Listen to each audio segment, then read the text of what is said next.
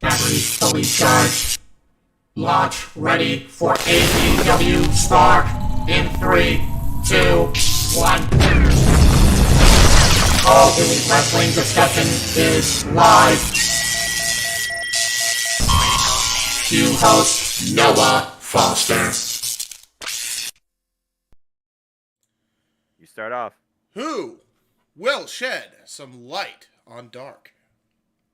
Let's go ahead and see who rose to the occasion on AEW Dark Elevation. Let's talk about who brought the fuse and brought the boom on an absolutely stacked episode of AEW Dynamite.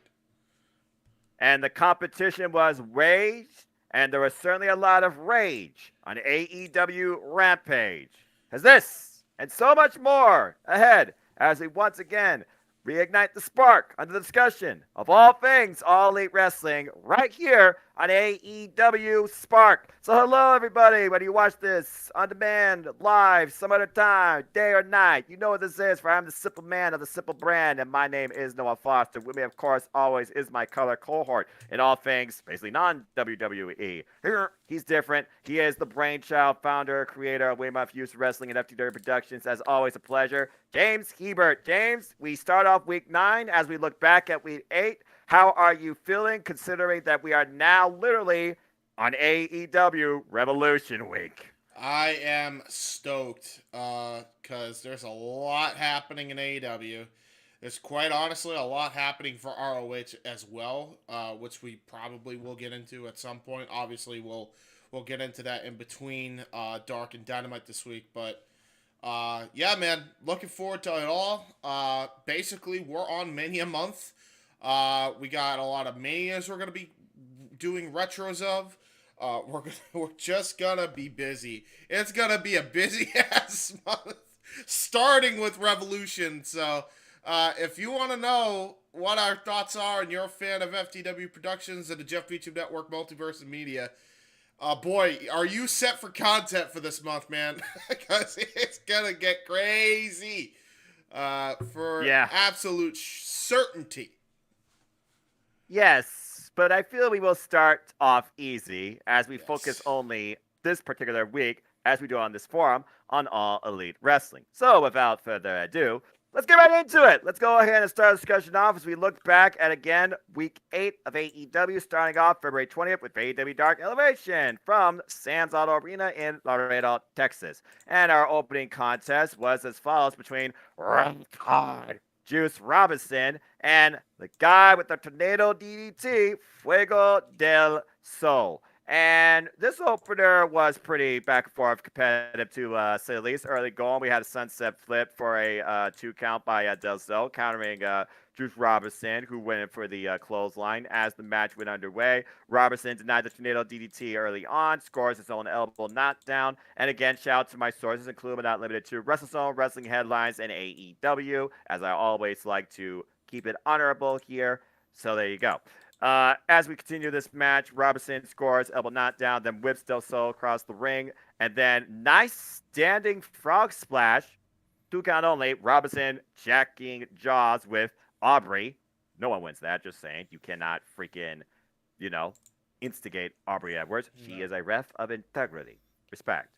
And then Robinson, being Bullet Club and a ref of competitor of no integrity, he tries to remove Fuego del Sol's mask. I thought that was a Parapedagoso thing at this point. I guess I was wrong. Oh.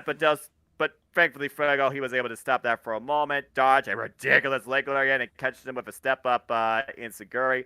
And then he finally mounts a bit of a comeback. Nice slingshot head scissors takeover, and super kicks Robinson's lights out. Not as powerful though as the left-handed guys we found out later on. But a beautiful outside moonsault. Again, he was in control. And then jumping knee strike, but not quite enough. Once again, goes for the nail DDT. Maybe second time, not quite. And then his ribs hit the top rope. This match continues forward with Robinson mounting the offense with a clothesline, that running cannonball strike, and then the jab. Goes for the left hand to unleash his full rapid punishment, but Fuego dodges it, rolls him up for a 2 count. And then Robinson succeeds in removing the mask, and that allowed him to pick up the win with what's now being called the Juice is Loose. The juice was definitely loose here, as Juice Robinson picked up the victory following the left hand of God and this move. So round call, Juice Robinson wins 1, 2, 3 with 0 integrity. But again, he could give a beep, and that's all I gotta say about that. A good opening contest, though. Again, Fuego tried to go for the tornado DDT countless times. You wonder if that would have hit, if he would have got the victory. Maybe that was the difference maker here. Maybe that would have been the Achilles heel to Juice Robinson. But Juice, he went after the mask, which again goes back to the art of Lucha Libre, which Juice Robinson doesn't give a damn about. But an okay contest. Yeah. Yeah, man, I don't know. I enjoyed this match for what it was. It wasn't terrible at all. Like, this is really, really good. They put their working boots on for the opener of that crowd in Phoenix. This is just really, really well done.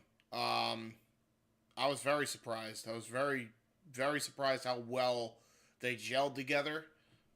Considering, you look at Fuego and you don't think he would have, like, banger matches with people, and then he surprises you every time.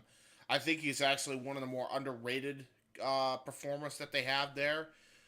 It's one of those things where, because the roster's so big, you can't really do much with him with all the storylines that you have. So having him in spots like this on Dark at least showcases his ability. But another thing when it comes to Fuego is he's such a great promo, and I don't think he gets to showcase that nearly enough.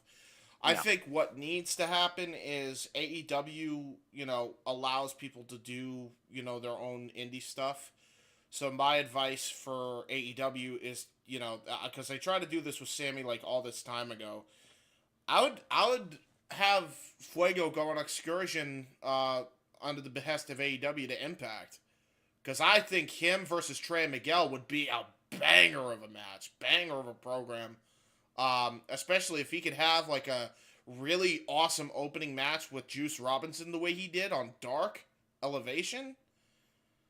Man, I think you could get some really good stuff out of Fuego, especially just within the industry, not even just in AEW. Well, again, I like to think that AEW does have that flexibility, and I feel that now, as we will talk about later on, with Ring of Honor finally Honor being restored and reborn with a whole roster and a whole level of competition also, outside the ROH AEW ecosystem that seems to be playing part 2 and JPW. I think that there definitely is some room for that type of consideration to be thought about. And I mean, Fuego versus Trey, I like that idea. I mean, Uemura, he's on excursion in Impact Wrestling, so I feel like Fuego could do some stuff with the X Division, or even he and Uya could maybe have a program. But I guess only time will tell. But speaking of programs, you gotta wonder when it comes. Well, before we even do that, I do want to have a little bit of discussion, because since we had a Bullet Club member on this show, and we had Bullet Club members win on Impact, which, by the way, one thing I didn't include in the plugs, but I'll probably look that up right now. But I'll put it on the iCard here after when we're done with this in post. Go check out our watch along coverage of Impact No Surrender. The Bullet Club got a W on Impact, and now we see Juice Robinson here on AEW Dark. Who is the leader? And what is happening with the Bullet Club? Because you would know more about that than I would, and I think it's good to kind of inform the people, if you will, on what's going on with that.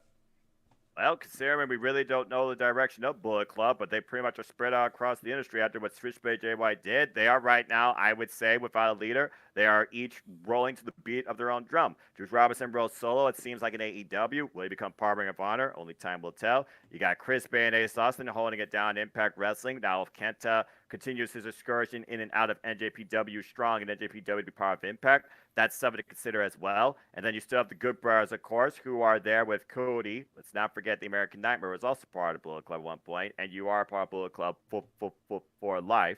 You also have that there in WWE, and of course, like I said, in NJPW Japan, you got former Bullet Club members Hikuleo and Tama Tonga. Tonga Loa is still injured, but actually over there you got Tajimori, Gato, and you have ELP. So they're spread all over the place. But after what David Finlay did, saying that I am the rebel of this industry, I would have killed everything that you had, but not necessarily claiming himself as taking over what he have. Bullet Club right now is basically a ship without a captain, and everybody is basically just fulfilling their own obligated duties. So, my question is, since you kind of brought all this up, they're looking to bring in David Finlay to the people or whatnot, bring them in. Who do you legitimately have? Because, right, the House of Torture is still a thing with Bullet Club, or are they gone? Are they gone? As far as I know, the House of Torture is a thing. The whole Bullet Club anonymous thing, I don't know at this point. They've actually have not been seen at all since losing, thank God, the six-man never openweight championships now to Strong Style, which is Ren Narita, Minoru Suzuki, and El Desperado. But Evil and Yujiro, I believe, both are involved in the New Japan Cup, which starts this Sunday. And David Finlay is also involved in the New Japan Cup. Huh. Okay. So maybe the New Japan Cup will be actually foreshadowing for maybe Bullet Club's direction. It was literally when Evil won the New Japan Cup, he dropped Tetsuya Naito and became part of Bullet Club, and you thought he was the leader of a Japan brand at that point, and he won both belts. So maybe the New Japan Cup is literally foreshadowing the future of Bullet Club's leadership, or maybe even direction. Are we going to see another exile, or we're going to see somebody new brought forward, or brought in, or somebody step up? Only time will tell. Nothing is clear at this point, so Switchblade Jay White is done. So my deal is, there was a lot of stuff that happened, right, with Jay White. Yeah. But since Jay White's gone, right, why not have Tama Tonga turncoat and go back into Bullet Club and not only lead Bullet Club, but be the de facto number one of Bullet Club and finally give him the push that he has deserved, by the way, for years. I feel like this honorable road now of Hontai, he's not going to turn his back on that, becoming this wonderful NJPW strong champion. And I agree and I understand that, but at the same time, when you think of Bullet Club, names you think of are Tama Tonga, Tongaloa. I mean, maybe they could go the Tongaloa route, and maybe he comes back from... I think he's injured, right? Yes. Okay, so, if he comes back, maybe he could lead it, and then he could, go into a feud with his brother or cousin. What's the relation? I always forget. I don't know at this point. Yeah. Too many branches. The Tonga, Battle of the Tongas. That's all we need to know. Maybe they'll maybe they'll have a Tonga Death Grip match. I don't know, on a pole. No, I'm kidding. But yeah, man, I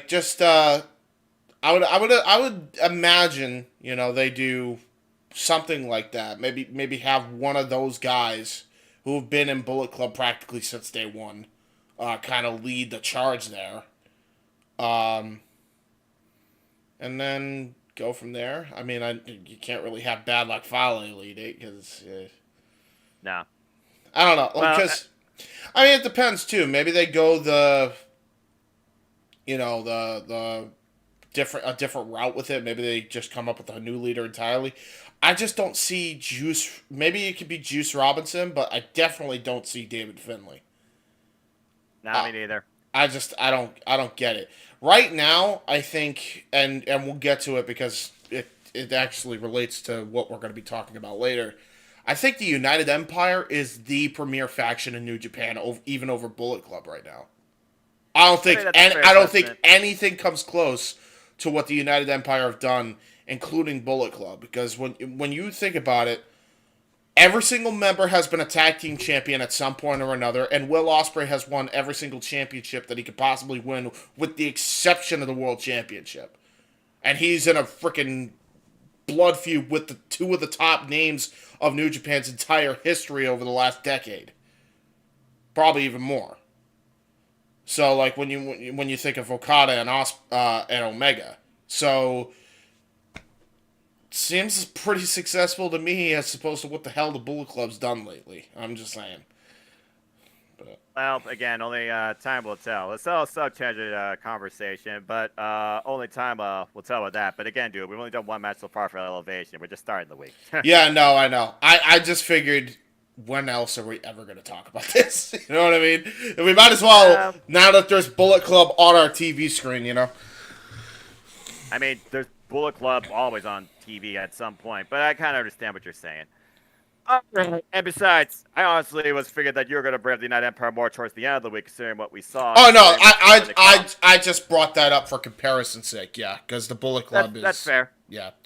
That's fair. That's fair. Especially since we don't really talk about NJPW at all on any forum because that's just too. That's all over the place anyway, as it is, yeah. Yeah, Chris Charlton, God bless him, does enough with NJPW Extra, so mad respect to him. But I appreciate the sub tangent that you did there. What I don't think Evelyn Carter appreciated, though, was Athena taking her damn head off and then drop kicking her off the ring apron, as, of course, this was another Ring of Honor Women's World Championship Eliminator match next. This was pretty short and sweet, as Athena showed, again, she is a champion that will do what she deems fit, and you can't do a damn thing about it. She literally took her out, clubbing shots to the back. Athena basically played her from the outside, resetting the ref's 10 count.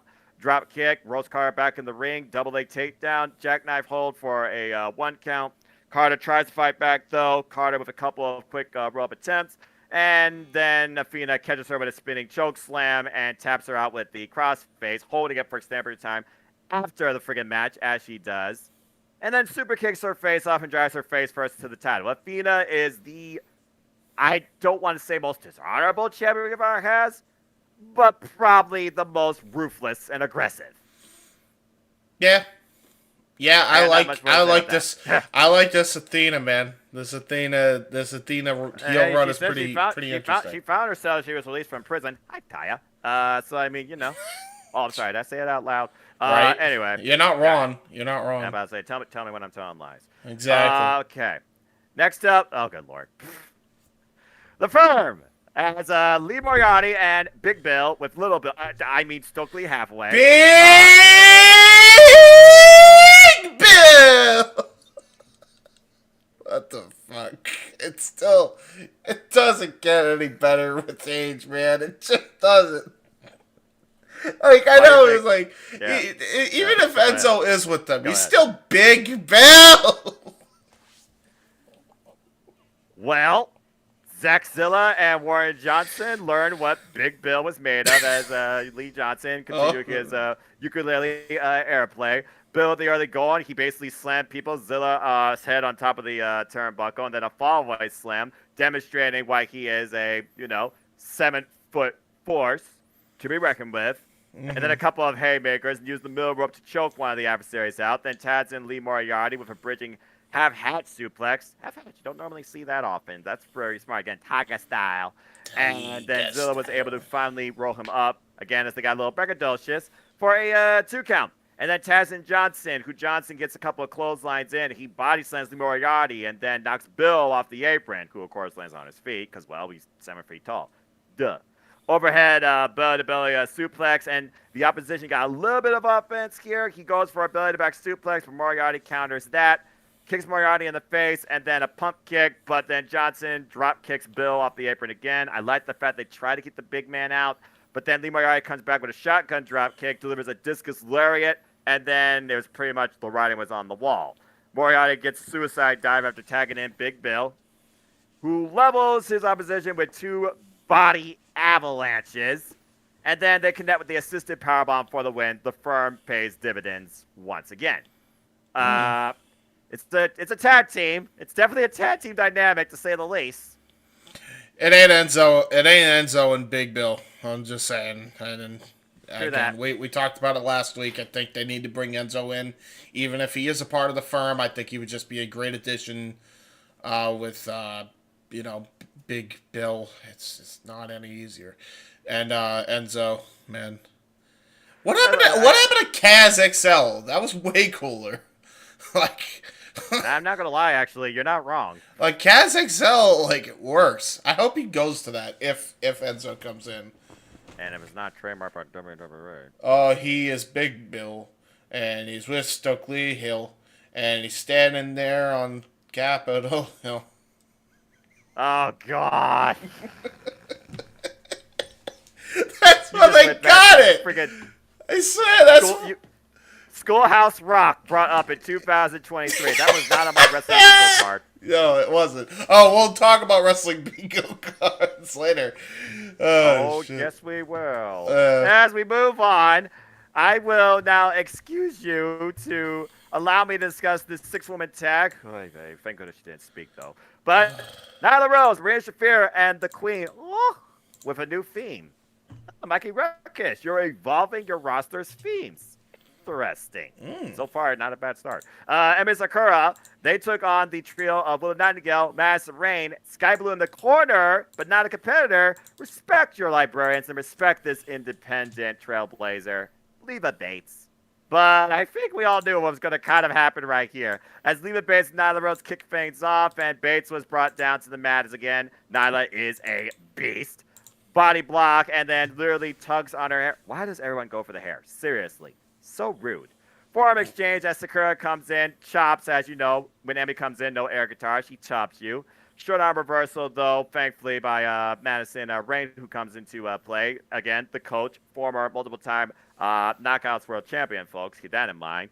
And Sakura attacks in Shafir. Shafir, bringing that judo background. Hamstring kicks and the judo throw. Nice judo throw, by the way. She should really focus more on the mat game. I'm glad she actually does. Well, hold on.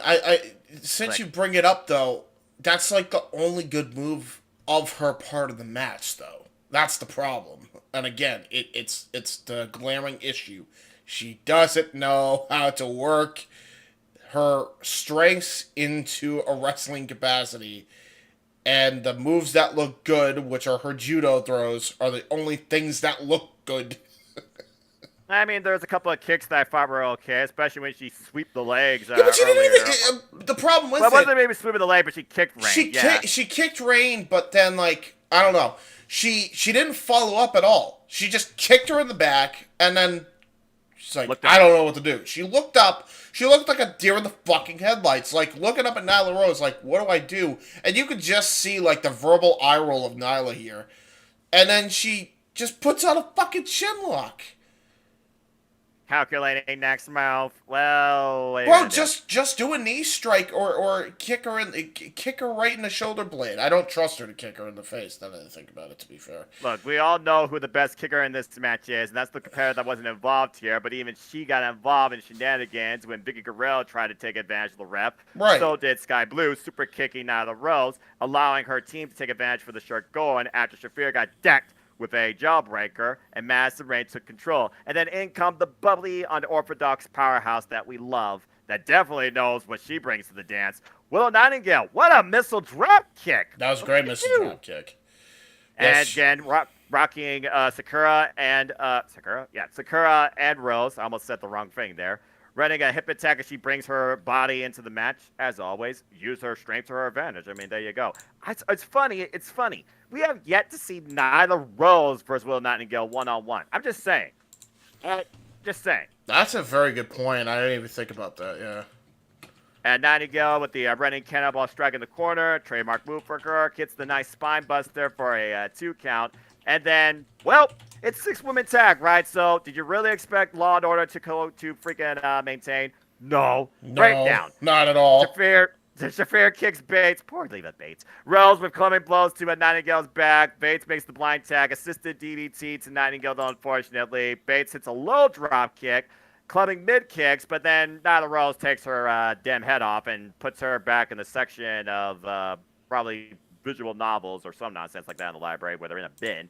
And then, of course, Nyla Rose putting poor Leva Bates with the beast bomb.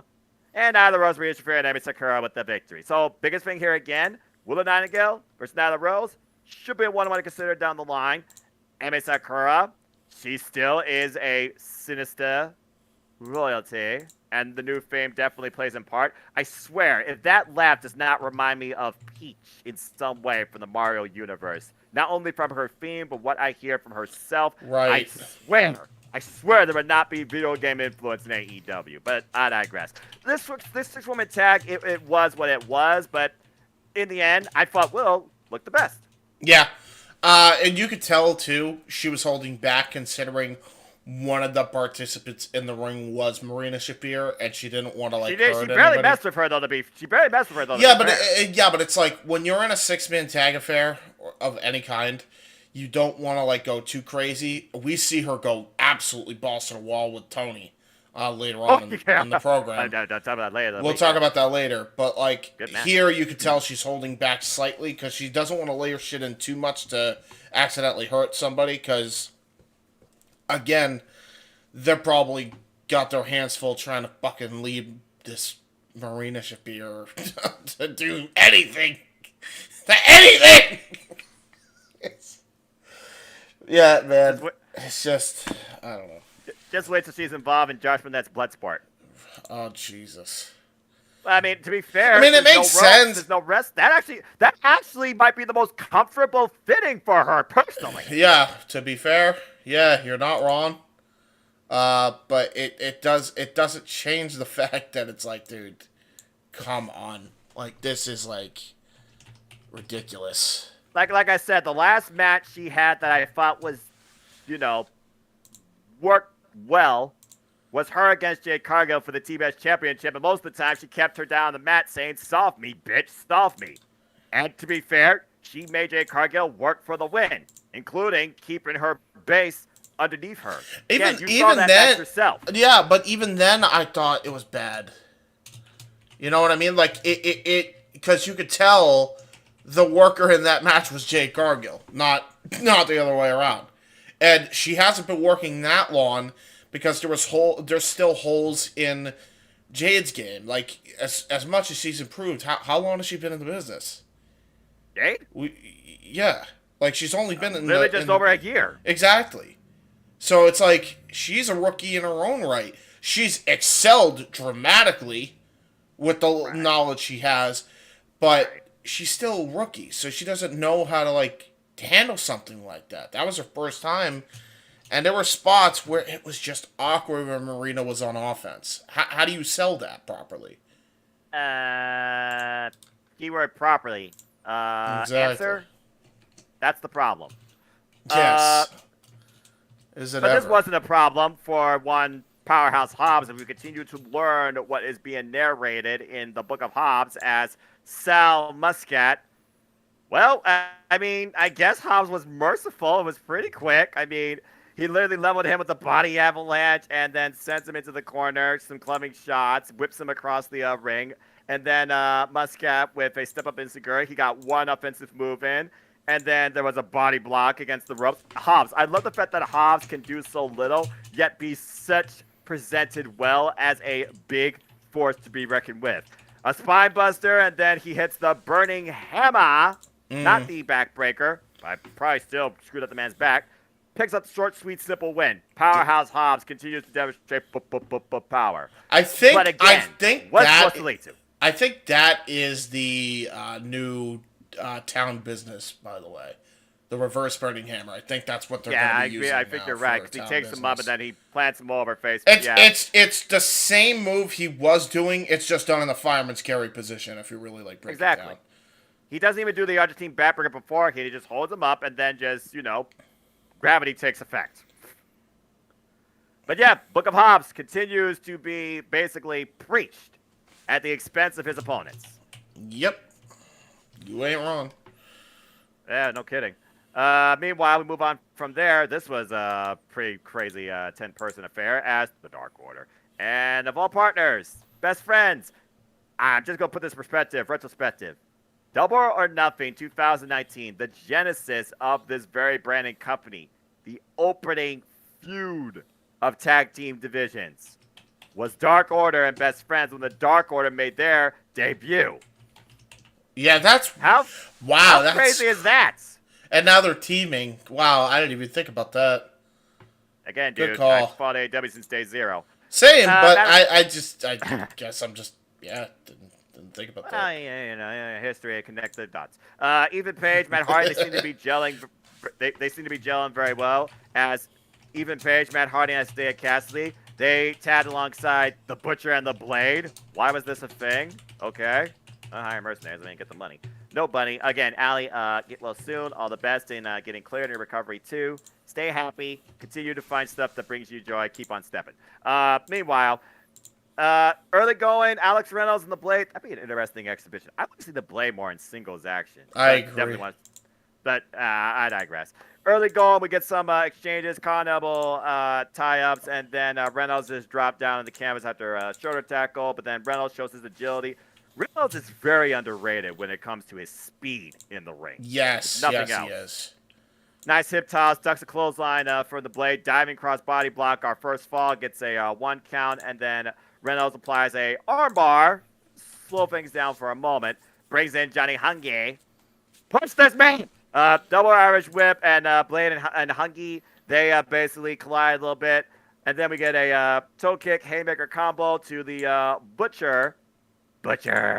And double Irish whip. Then Butcher takes both their damn heads off with a double clothesline. I'm just going to say this right now. Butcher has not looked more menacing before now. I love his look. Yeah, I agree. I love it. It's Still waiting for him versus Tomoyoshi Tony Khan, just saying. That is fair. Anyway. Yeah, I want to see that match. Yeah. Best friends, they come into play, and then the best friends in the Dark Order, they take control, and of course, got to get the people. What do you want? As we keep going, I'm just saying, did this make the best friends members of the Dark Order now? I think Uno and Alex are still recruiting, but I didn't see no backstage. I'm sorry, I'm getting ahead of myself. Anyway, I think they're sticking with the trio, but they're having honorary members now. That's what I think is happening. Well, they don't know that hi means yes, so whether Yuka Sakasaki, the cutest member I've ever seen in Dark Order, is officially part of it, I don't know. Uno, though, applies the camel clutch. Of course, this was more also hype up for Evil Uno and this match that we'll talk about on Dynamite. And the best friends, the Dark Order, have a nice embrace in the center of the ring, because that's, when you got to give the people what they want. Until the Blade short-circuit that with a gut punch. By the way, tags in Ethan Page. Which, by the way, before we continue with the matchup, last time you will hear this version of the Dark Order theme. They have a new theme now. As I said, Mikey Ruckus is evolving. Yes. The roster, its presentation. And so far, I am enjoying it. We'll see what that means going forward for other people, too. Yo, get CFO Money involved, too. Then we have a really good fucking crew. I mean, Mikey Ruckus already, he's got a hell of people behind him, including Josiah Williams, but that's not a bad idea. But again, dude, music adds up. Mm-hmm. That's why Bryan Danielson didn't get Final Countdown, which is actually a former theme of one now retired genius, arigato, Keiji Muto. Just saying. That is that fair. entrance at Pro Wrestling Noah, that was so incredible. I love that entrance. Yeah, it was the freaking hierarchy history, subtitled, of Keiji Muto, the genius, the man that came to be. You think about this man's legacy. That's all I'm going to say about that. Anyway, back to AEW. Right. Matt Hardy, big pop. He gets the tag in, flying elbow strike, delivers what's being called the three phases of deletion. Of course, deleting his opponent against all three turnbuckles up to 10 times. Testing Isaiah Cassidy. Cassidy again assisted a splash for 1 count. Cassidy gets some nice showing here. And then the Butcher comes into play after the slingshot senton. And he just basically unleashes intensity and brutality. 2 knife edge chops later. Butcher tags in Page again. Double headbutt. Again, nobody wins that. Just saying. Evil Uno continuously gets rocked, but finally mounts a bit of offense until his eyes are right. Referee's trying to calm things down. Tripperetta being the hot-headed best friend. That's saying something. But it didn't matter. Taylor and Cassidy are finally tagged in as this match continues on. And you talk about Chuck Taylor. Does he really, put everything into it? Some pretty good work here. Rising knee strike. Then he tags in Beretta, who follows with the running knee. Best friends with the soul food half-and-half combination. Dark Order clears out the whole ring. And then basically you have Dark Order and best friends doing Rocky Romero, Brazuke Taguchi type playbook. Forever clotheslines to a degree. But then Cassidy gets hit with a pump kick into a Canadian Destroyer. That was freaking ridiculous. After the denied strong zero. As this match kept going down the line, Evil Uno, look at this. Even Page tries the Twist of Fate. Didn't get it. Page kicks Uno in the gut, though, but Uno doesn't even Page with the Twist of Fate. I guess Matt Hardy's not the only one that could execute that move. Who the hell knew? This match continues forward with absolute chaos and melee. Butcher and Blade pull Uno out of the ring. Then they literally drag the leg out. Stereos Tope Suicidas by Alex Reynolds and John Silver. Almost got their names confused. Cassidy, then he flies, dies over Beretta, and swinging DDT later. We finally get a Twist of Fate denied again by Trent Beretta. Beretta shoves Cassidy into Hardy. Miscommunication. And then Beretta super kicks Isaiah Cassidy's lights out. Talk about taking a shot. As Ethan Page checks on Matt Hardy on the outside, Isaiah Cassidy, he's basically left to the wolves. He looks for the tag. There's no tag. There's a robe exchange, and then Cassidy with an apron is Seguri. Kudos to Isaiah Cassidy finding back, though. But then Beretta kisses Cassidy in midair, and the best friends hit the strong zero. Of course, I'm talking about the crunchy with the double stomp. And the best friends in Dark Order pick up the win. So things to take away here. Matt Hardy, Ethan Page, they care for one another, but that might be affecting now Isaiah Cassidy, who basically is got to take it on himself, and he doesn't seem to have a problem with that. Butcher the Blade, they were here. They caused intensity and pain and violence, which I enjoy. Best Friends and Dark Order, not bad synergy for a 5-team setup. A 10-team match, what more do you expect, you know? Yeah, really. I mean, they do a lot of these, and I get, like, you know, get as many people as you can on the show. You need, Lord knows they need to with the roster they have. Right. But, yeah, man, I think there's not much you could do, really, when it comes to something like this. It was a decent match. That's all we can really say about it. They have a fun multi-person melee affair, which is what I usually get out of these 10-person, 12-person, because they do 12-person sometimes too. And I'm like, okay, that's way too many people. Right. The 4 factions at once. Anyway, as we move on from there, we go to the main event of AEW Dark Elevation with the Lucha Brothers, with Alex Abrahantes taking on the Varsity Athletes. The combination of Tony Nese and, not Josh Woods, Arya Daivari with Smart Mark Sterling. As Tony Schiavone decided to be part of commentary at the request of Smart Mark Sterling and his ongoing issues apparently with Paul White. I guess they really don't like each other. Yeah, that's weird. Yeah, I don't know what that means. I don't know if that's a legal thing or a kayfabe thing. I guess only time will tell. Anyway, Pentagon Jr., Tony Nese, they kick things off in the early going. We get a bit of a flexing, and the Pentagon again with the Cero Miero. Next thing you know, we get some chops, we get some kicks, and then Pentagon reverses out of a Irish whip from Nese. Nese uses Daivari, though, for leverage, almost like a silly string type thing there. And then Daivari punches Pentagon from the ring apron, and we get a double belly-to-back suplex by the Varsity Athletes, but Pentagon lands on his feet. And then Phoenix comes in with a double drop kick. Again, the Lucha Brothers, that synergy, that chemistry. Again, they are Lucha Libre, period. Lucha Brothers slid out of the ring. Sterling, friggin' lawyer. He tries to play interference, but that fails. And then all hell breaks loose in Laredo, Texas. Go figure. Daivari rolls Pentagon up, though, back in the ring. Hooks the outside leg for a 2 count. And then ties him up in the Tree of Woe. Goes to town with the boots. Then Tony Nese repeatedly stomps on Pentagon's chest. And Nese mocks Pentagon. Not the wisest move. Stub up in Seguri, though. Then Nese tests Daivari. The team finally isolate and dominate for a period of time. And then Daivari tries to go after the mask. You don't go after the mask of Pentagon. You pay for it. Pentagon super kicks Daivari. Then Daivari immediately tags in Nese. Nese knocks Phoenix off the apron to try to make sure Pentagon cannot make a tag. We get double Irish whip. Daivari gets kicked in the chest. Clothesline from Nese denied. Pentagon super kicks Tony Nese and gets 2 sling blades. Finally tags in Daivari, though, or excuse me, Phoenix, and with a springboard crossbody, again, who just seems like he walks on air at times, goes from 0 to 100. The man made out of rubber. I need Ray Phoenix for Sarah Fox one-on-one. Right. So I'm just saying, double super kicks and knees, roll through cutter. Nice, again, that roll through cutter, beautiful execution. Only gets a 2 count. The Pentagon ties himself in as Sterling continues to try and, cause shenanigans, but they don't work. Daivari, he shoves Pentagon into Phoenix, though, and gains the temporary advantage, rolls him up for a 2 count. Nese inadvertently super kicks Daivari, thought they go for some tag team chemistry. Then Pentagon super kicks Nese. And it's a whole different type of super kick fiesta, it seems, in Laredo. Lucha Brothers connect with their flying double foot stomp, fear factor, package power driver combination, and pick up the win. The Lucha Brothers, again, proving why they are one of the best tag teams ever, not just in AEW. But this was a fun 4-man affair. I agree. It was a really good matchup. Both teams had really good chemistry. Again, I see Arya. It's kind of amazing how much Arya Daivari and Tony Nese gel, maybe even more than Josh Woods and Tony Nese. But even then, I think that the trio, it complements each other, right? Yes, I agree. That said, No Josh Woods, by the way. I almost forgot to mention there was no Josh Woods at all, which kind of surprises me with the whole problem maybe with Josh Woods and Mark Briscoe because we saw that. So I mean, and we also saw the Lucha Brothers come in. So again, what's going on there? I'm just saying. Right, Maybe yeah. that was just like a one-time audible thing. Maybe Lucha Brothers just wanted to make their name. Anyway, continue.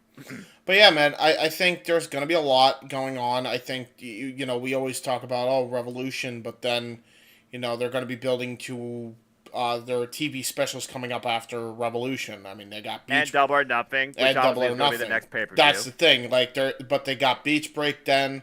They got, they got Beach Break. Then they got Battle of the Belts. Then they have, then they go into Double or Nothing. Then from there, it's Blood and Guts. Then it's going to be, and that's not even including the Ring of Honor stuff. So they're going to be busy. Supercard of Honor, yeah. Yeah, they're going to be busy coming up, man. Like, it's going to be crazy busy for the next few months of AEW programming. And, I'm looking forward to it. I'll tell you that right now. Hey, I'm just along for the ride. At this point, you know what I do. I watch All Things All Elite Wrestling. I also watch All Things Wrestling. That's why we are ATW. It wasn't just a creation of one person. It was the culmination of a bunch of friends coming together for a passion of all things in this industry. Good, bad, or indifferent. Toxicity, mediocrity, and maturity be damned. Mm-hmm. Anyway.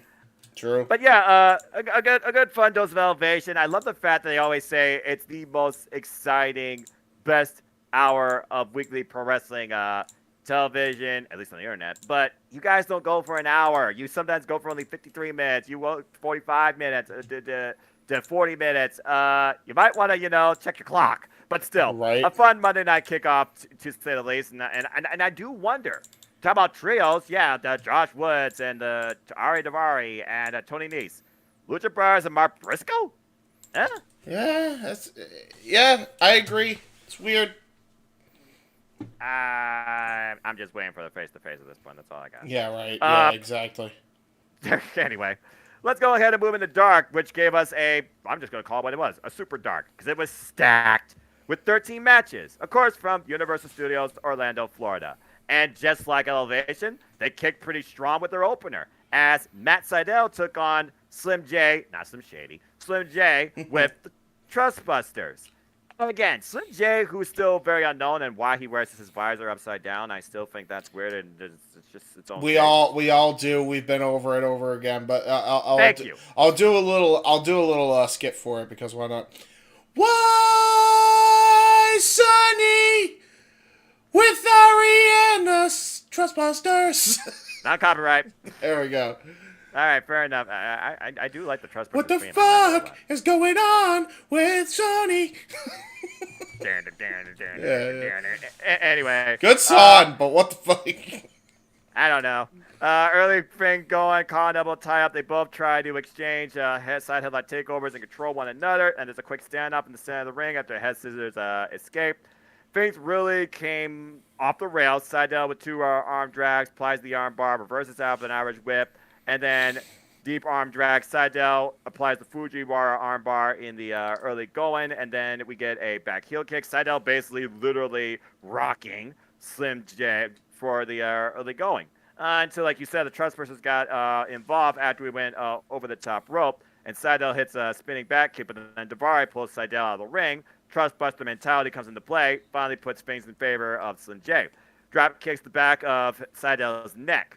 After a snapmare takeover for a 2 count. That was brutal. Yes, and then applies the surfboard stretch, which kind of surprises me based on the man's actual height and extension, but not bad. Transition into a head scissors neck lock, so I will give the man credit. He is a little technically sound. Follows up with a front face lock. Not as quick as Dice changes every 6 seconds. But then he goes into the physical game with forearm smash. Then Sydal answers back with a sunset flip. Very nice for a 2 count. And then we get some kicks and then some clotheslines. And then following that, a springboard reverse DDT 2 count. Very impressive by Slim J, who rolls Sydal out of the ring once again and allows the Trustbusters to continue, punishing him. Sonny Kissimmee gets involved and then rolls him back into the ring. Another snapmare takeover and back to the rear chin lock. So once again, back to the mat game, back to wearing down the opponent till Seidel finally kicks him in the chest, picks himself up, and delivers a roundhouse. And basically, he goes from there, spinning leg lariat, and then these two are exchanging a couple of moves at one point. Then Seidel catches him with a side slam for a 2 count, not sidewalk slam, and then kicks Seidel right in the face. Damn. And Seidel falls out with some forearm shivers, and then we are just going back and forth, exchanging at this point, seeing who gives. Well, I'll tell you, one person gave after the friggin' lipping Frankensteiner for a 2 count by Matt Seidel, but then Seidel gets dropped with a back elbow smash. Cazador Fisherman suplex for a 2 count by Slim. Again, Davari a little bit antsy, so he distracts the referee, and then the Trust Butler comes into play, gets knocked off. That's VSK, folks. Mm-hmm. And this match concludes with 2 roundhouse kicks and then connects with a lightning spiral, and Matt Seidel wins in the opening with 1, 2, 3.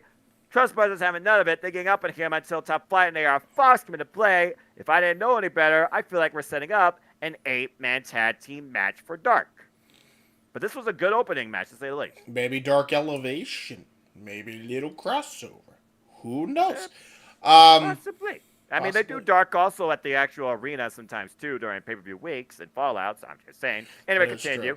true. We should also point out, before we continue with this, is, AR Fox came in on the post-match beatdown. AR Fox actually has a Ring of Honor World Championship match on the first set of television tapings in the new era against Claudio Castagnoli, which I'm really looking forward to how they're going to gel. If Yes. Konosuke and Claudio was anything to go by, I think we're in for a treat with that. I mean, James, as you allude to, yes, the Ring of Honor tapings, they kick off this week, Thursday night, 7 p.m. Eastern Standard Time on Honor Club. So become a member, $9.99 plus tax a month. But Honor is back, and they already got a hell of a taping kicking off. As he said, it's AR Fox vs. Claudio Castagnoli for the Ring of Honor World Championship. Zack Sabre Jr., spoiler alert, he defends the NWW World Television Championship against All Heart. Blake Christian. Lady Frost makes her Ring of Honor, I guess, debut in this era against Willow Nightingale. Hold on. Wait. Are you telling me Zack Sabre Jr. is going to be in Ring of Honor with another television champion? Oh, man. Could it be happening? Calm down, Could it James. be happening? Calm down, all right? We're just starting the tape. This is the first I like tape my this submission week. wrestling, damn it. I get it. I get your excitement. But also, you did talk about Konosuke Takeshita. He will be in action also on the Ring of Honor team this week, taking on Josh Woods. And Mark Briscoe also returns to Ring of Honor in singles action this week against Slim J. That we just talked about, had a great singles match against Matt Seidel. And that, folks, is your first Ring of Honor taping for this week. So if you can't watch it, I definitely suggest it. 7 p.m. Eastern Standard Time on Honor Club first, and then I imagine it's gonna be highlights also on the Ring of Honor YouTube channel. If not, Is that gonna be on Thursday before Impact? Yes, that's Thursday. Oh, wow. 7 p.m. Eastern Standard Time, 6 Central. Was Thursday, that March 2nd. Were they on? Are they in Universal Studios filming this? I don't know. Oh, just curious. Because it's a different looking set versus the AEW Dark set, but AEW Dark also got an upgrade, so they might have actually been in the same building. That's so, what yeah, I'm thinking. That's why that's why I asked the question. Hey, all we know is we'll see on AEW Dark if we don't have Honor Club in it. By the way, did you get Honor Club for it or no? I will be getting Honor Club, and I get paid literally this Thursday. Okay, can I share the account with you? Because I like Ring of Honor. What do you mean? They allow 2 people? I mean, yeah, I don't see why not. All right, cool. All right, cool. We're sorted there. Anyway, sorry, I don't know what we were talking about.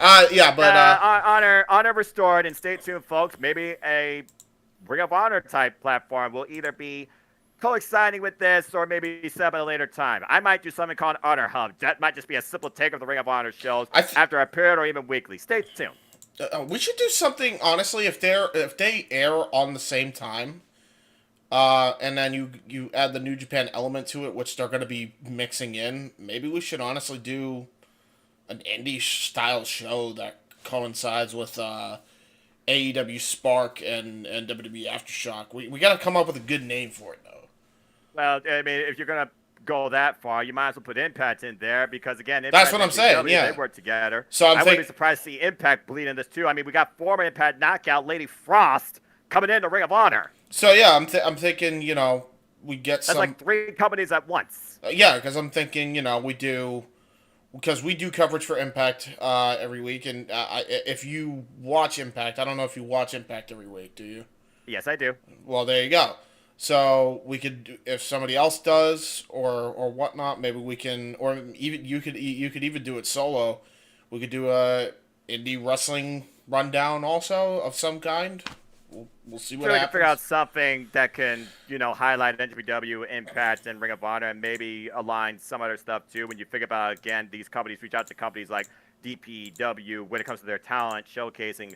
Miyu Yamashita, she's going to be involved in one Prestige, I believe, MLW Fusion. Is going to be involved also. In, true. One. Wouldn't surprise me if Davey Richards and his team Ambition becomes involved in some way. True, yeah, and it just occurred to me, Tyler Valkyrie is the MLW Featherweight champion. And she's feuding with Billy Starks, it sounds like. Yeah, so that's really cool. Yeah, fuck.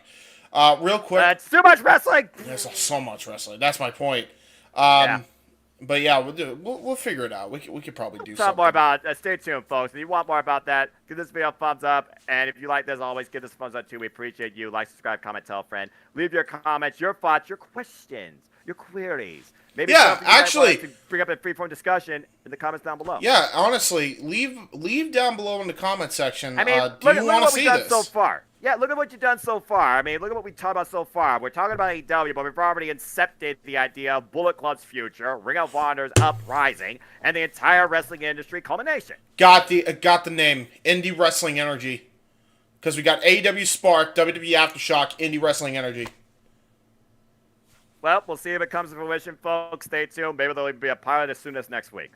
Especially since, again, the first tape of the Ring of Honor is this Thursday. Honor is real and is back. There you go. All right. There you go. But in the meantime, back to regularly scheduled. Oh, yeah. AEW. Back to the match, because I was going to give my thoughts on the match also. Yeah, AEW Dark. Slim J, Matt Sydal. So Slim J, really, every time I see this guy, he always impresses me with how well he is on the mat, how well he can fight on the mat. Like, he took it to Matt Sydal, and it didn't look like he was out of place at all when it came to the mat game. He did really, really well here.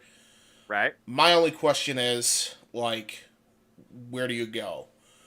Because he's just kind of there with the Trustbusters. I guess they're going to be doing something with him with Ring of Honor going forward, which I'm not even against, by the way. Maybe that's how you give him a direction. For all you know, with wins in Ring of Honor, he might become a future challenger toward the Ring of Honor Championship. Yeah, technically speaking, too, the Trustbusters started in Ring of Honor, didn't they? Because I remember there was just the random pairing out of nowhere of Ari Daivari and Slim J on, I want to say it was the Ring of Honor with the new logo, whatever pay-per-view that was. I think it was Death Before Dishonor. You would be correct. So, maybe they do something with him. The only other thing I have, other than this was a really good match between these guys, is why does Sydal not do the shooting star press, dude? You botched it once. You still got it. Like, it's not the end of the world.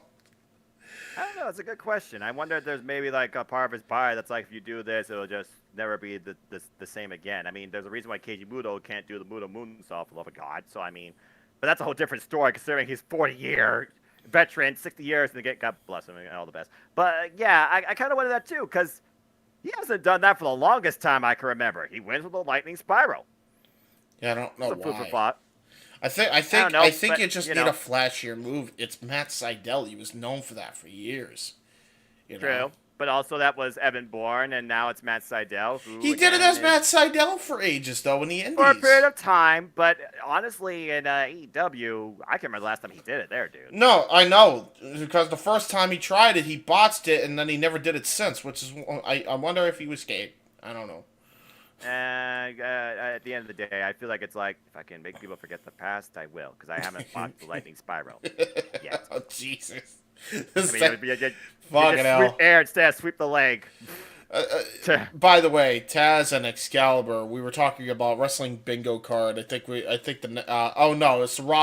Renegade Twins that have the bingo card comment, but they're just all over this show, just going crazy. I think at one point on commentary, Taz and Excalibur are just they're arguing about. I just wish you'd get the hell out of here in a joking way, said Taz, and then Excalibur said, "Anthony could take my place, and I could get the hell out of here." And then Taz said, "I hate you so much right now," as he's trying to call the match. It's like we're trying to be professional here. Damn it. Are you? I don't know. You tell me. Yeah, that's Taz and Excalibur. I love it. AEW Dark is their casual conversation. There you go. And then some wrestling. Again, just have a podcast with those fucking guys, please. Just I don't think the internet can handle that. I think it could. I don't think those two can handle themselves that long. They'll Anyway. break halfway through. It'll just be a laugh track for like 15 minutes straight in the opening. Yeah, and literally all you'll hear is "Shut up, Excalibur." All right. Sorry, folks. Again, this is what we do too, but we also actually do calls, so check us out on the Multiverse Media, especially this Sunday when we call AEW Revolution. So if you like more of our banter, takes, discussions, breakaways, become more immersed in the hilarity and the conversation. But let's go ahead and continue this dark, because again, we got 13 matches, and we're in the second match. But this should be pretty simple, because speaking of dark, it went dark as the Empress of the House of Black. She has a bell, JR calls her will. I don't agree with that. Julia Hart took on Devlin Macabre, and I like her gear. Caught up top in the early going, arm drag takeover. Hart starts choking her in the corner. That aggression by Julia. Mm-hmm. Obviously, Brody King has definitely been influencing her. And, of course, Macabre fights back with some forearm smashes, and then Macabe's head gets slammed on the top rope, and then Hart repeatedly stomps her in the corner, keeping the aggression, and then punches her in the back, then whips her into the turnbuckles, nice corner clothesline, and then she's literally still choking her out, whips her across the ring, scores an elbow knockdown for a 1 count. I don't think Macabre barely got any offense in at all here. It was mostly just Hart, after Hart kicked her in the face, and then Macabre did pull off one move. She avoided the standing moonsault. A little bit of the old Julia Hart coming into play here. Standing moonsault, didn't get it. And then gets kicked in the face. But then Hart kicks out of the legs of Macabre. I guess she was going for, like, a hook move here. And then basically Julia Hart makes Macabre tap out to the Heartless Lock. And once again proclaims the house always wins. That was that. Yeah, really. She is showing a lot, honestly. I enjoy what she's showing. Coming into her character, and she's also bringing that forward in her, again, being the youngest member of the AEW women's roster. That says a whole lot, too. Right. And, really coming into the character, but then, adapting that to her wrestling style and showing off this more aggressive, calculated side. There was one spot she made a mistake, and she allowed her opponent to take advantage, but then she literally just dropped her and choked her out. Yeah, good stuff for her. I enjoyed it. She's definitely, you can tell she's learning from the people in the House of Black, too, because the leg sweep is very Malachi Black. And yeah, as you mentioned, the aggression that Brody King shows a lot. Definitely highly influenced. Striking game is improving. Her in-ring IQ is improving. Does she sing her own song or no? Who sings that? I swear. As far as who actually sings it, no, it's a different singer that actually worked alongside, I believe, Brody King's band when they made it. It's somewhere on YouTube. Great collaboration project, but I think she was lip singing it as she made her way. Oh yeah, she was. She definitely was. She really likes the song for sure. Well, again, she's immersed in her character. She embraces the darkness.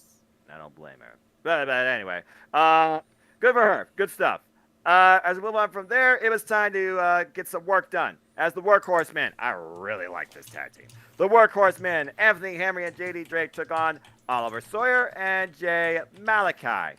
And once again, the Workhorsemen shows how that bruiser brawler / hybrid style cohesion really comes well together. In the early going, we get some wrist lock exchange between Oliver and Anthony Henry, And then Henry takes control, brings in Drake after Sawyer rolls Henry up for a 2 count. I will say, though, the opposition here, it was kind of a pretty balanced match on both fronts, which I was pleasantly surprised to see. Until JD Drake dropped him with a big boot, that big old cowboy boot. And then chops him in the corner, and then Drake follows up again, kicking him in the back, forearm smash against the brawler.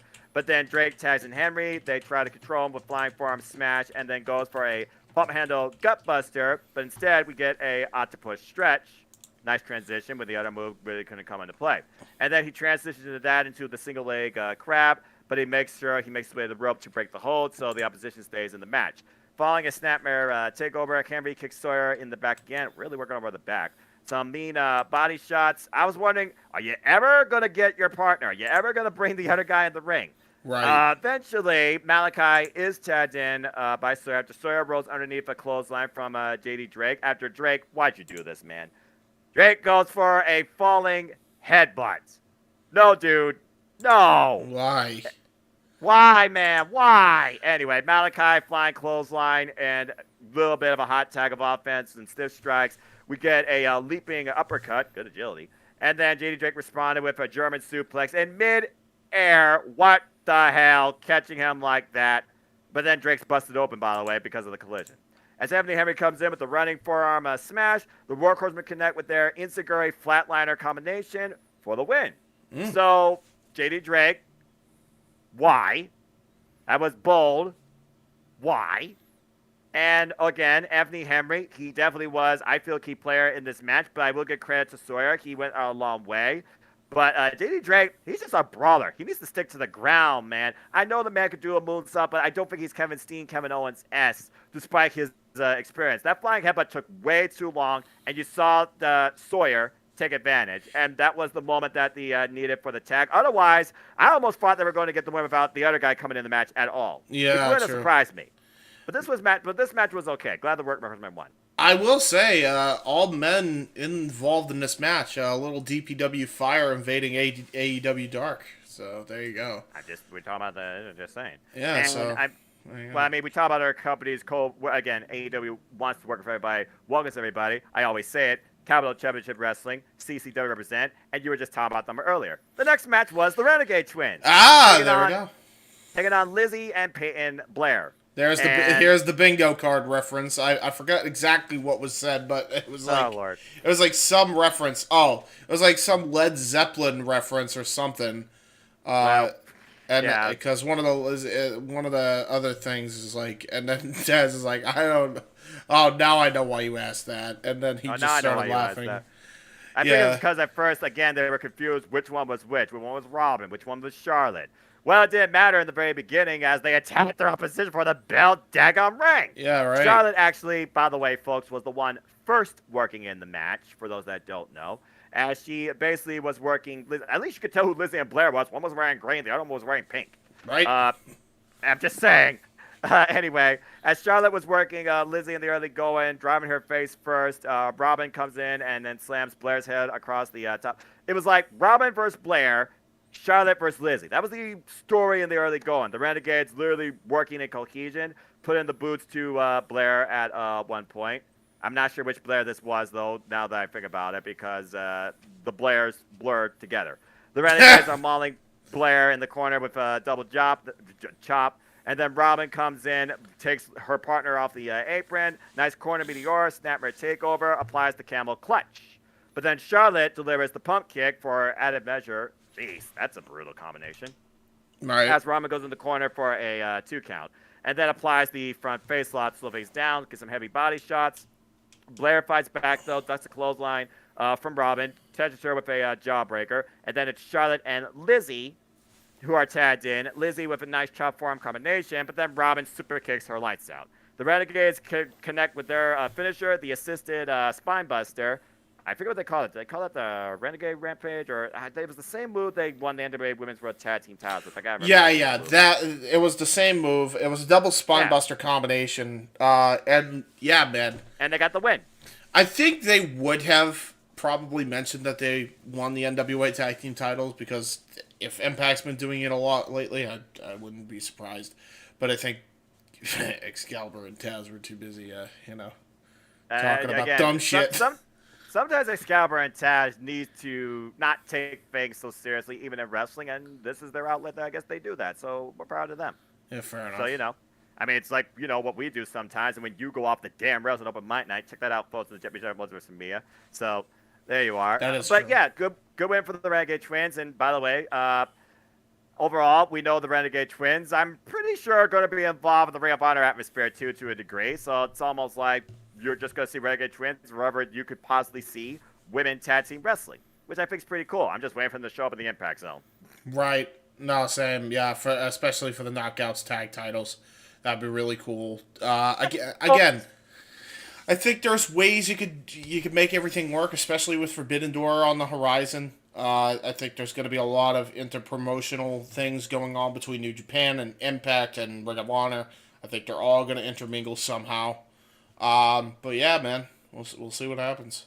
Well, again, with Ring of Honor back, one of their old pay-per-view names was like, Battle of the Worlds or some nonsense like that. So that might be where you get Impact, NJPW, and Ring of Honor, and maybe AEW. So we'll see. There might be more than one Forbidden Door show this year, James. Yeah. Hey, who knows? Maybe Samoa Joe returns to Impact and collects the Digital Media Championship. Oh God! Comes the undisputed king of TV and the internet. He's the undisputed king of media. Just put it like that. Oh! Yeah. Friggin' breaks Joe Hendry in half. I believe in Joe Hendry. Stop that. Hey, Joe versus Joe. You can build it as Joe versus Joe.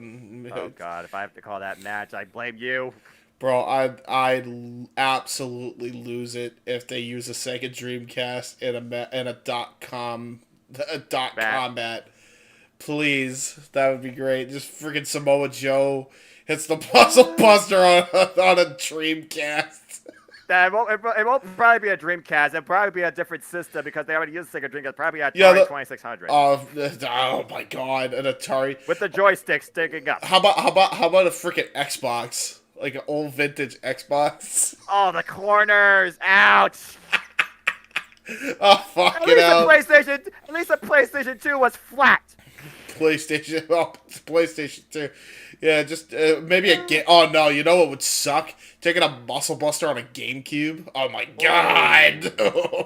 Oh, dude, you're talking about impalement on the spine. Yeah. And rearrange that spine permanently. Yeah, probably. And we're going off the range. Yeah, probably not a good idea. Excalibur and Taz, look at what we're doing. Yeah, right. Anyway, good win for the Renegade Twins. I hope to see more of them. Again, wherever opportunity may take you, more power to you. And they definitely are a cohesive unit. And wherever they've gone, they have won Tag Team Gold. They also will be, of course, involved on the upcoming CCW shows, too. So all the best to them. There you go. All right.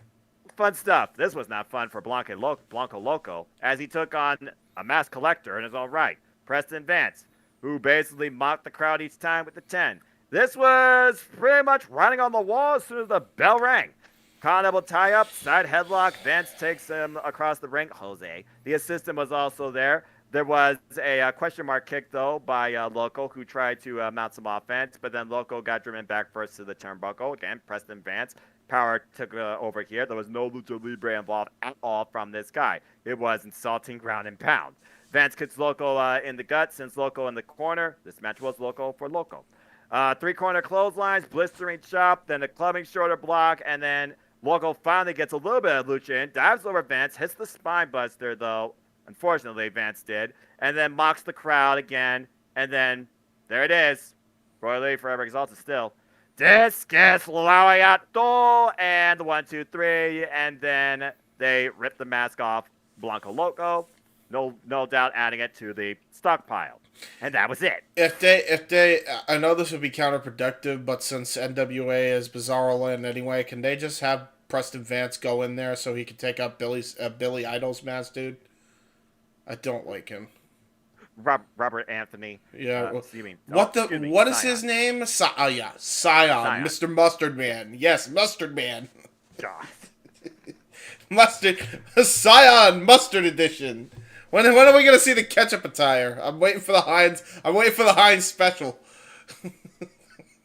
You're just wrong for that. You're just wrong for that. Oh, I know. These are so much more. But anyway. I agree. But so hopefully- get rid of the fucking mask. Get the character! Ay, ay, ay. My freaking Austin Idol will make sure his son will remain unmasked unless Homicide has anything to say about it. But that's a whole conversation for another day. Well, again, talk about getting weird. Tony Deppen is a bit of a cat. GCW out of Ring of Honor, but Tony Deppen, pretty good match here against Really Caleb. good. Yeah. Not with a K, but the original Caleb Conley. Chris Statlander, all the best. Get well soon, for those that don't know. Yeah, again, Tony Deppen's one of those that is unique. Yeah. But he had a very good match here. He and Caleb Conley did. This is one of those matches that you weren't sure to think on paper. And then it happened. Con able to tie up back and forth in the early going. And then Deppen almost screwed it up. Deppen kicks Conley in the gut.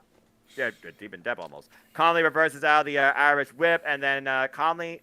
I'm surprised how much offense Conley actually got in here. This was very back and forth in the early going. Drops down off the canvas and leapfrogs over Deppen, sends him into the ring apron. Nice apron Inseguri follow-up, and then a slingshot corkscrew body press. 2 count only. Again, I thought he had him there. That was very impressive. Deppen, though, he then finally dumps Conley, though, first on the top rope, taking the wind right out of him, and then catches him with STO after the running drop kick. Follows up with a senton splash. 2 count. Both these men right now have had very good offense combinations.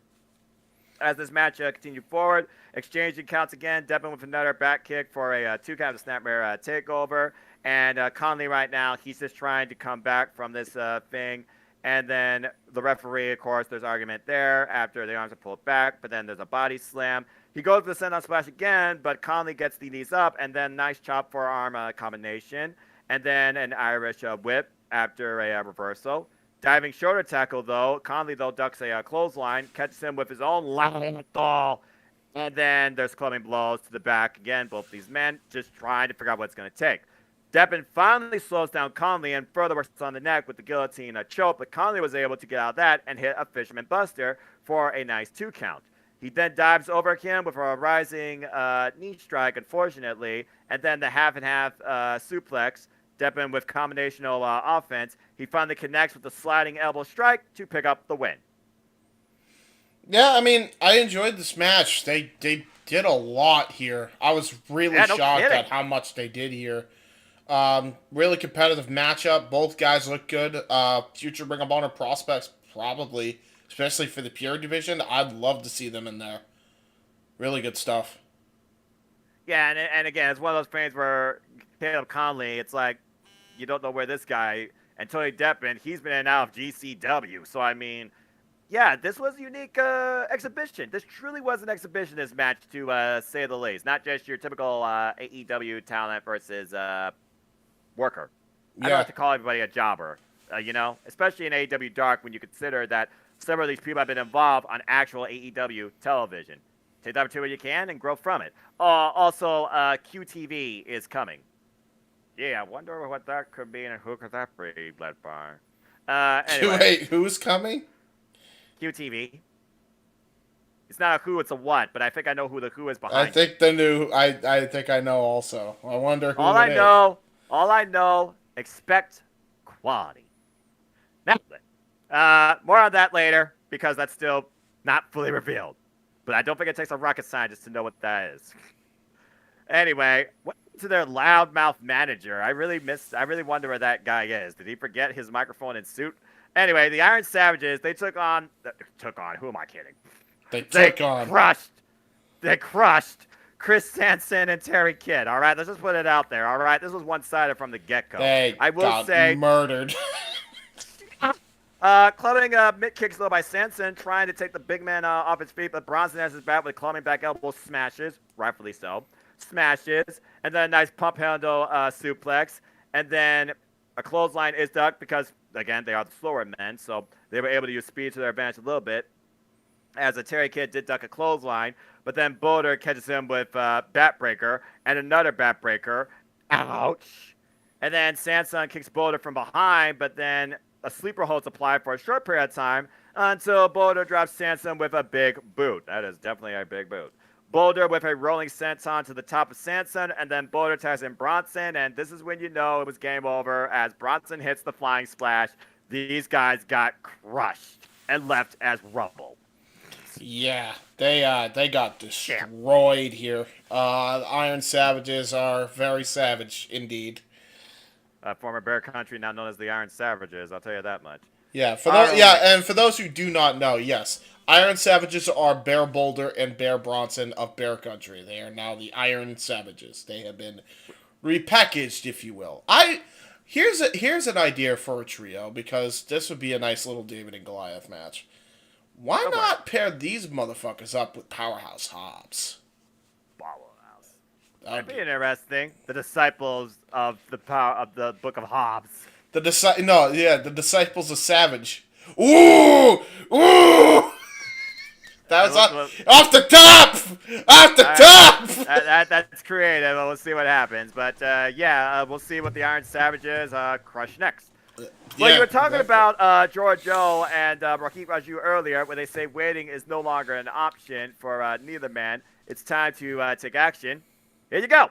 Rohit Raju and George Joe, their first ever tag team match. I called this in 2021. I booked this shit. That's crazy that I'm seeing it on TV. I'll actually never know. You know what? I'll read the comment before we get into the breakdown of this match, because I think it's funny that this the happened. match was pretty short. So, for those who don't know, I did Journey of Wrestling Let's Play series on my channel. It was a button mashers, even though it was on my channel, to kind of get my audience over to Casey's. And so we were playing that, and it's on there now. You could go back in the archives, right?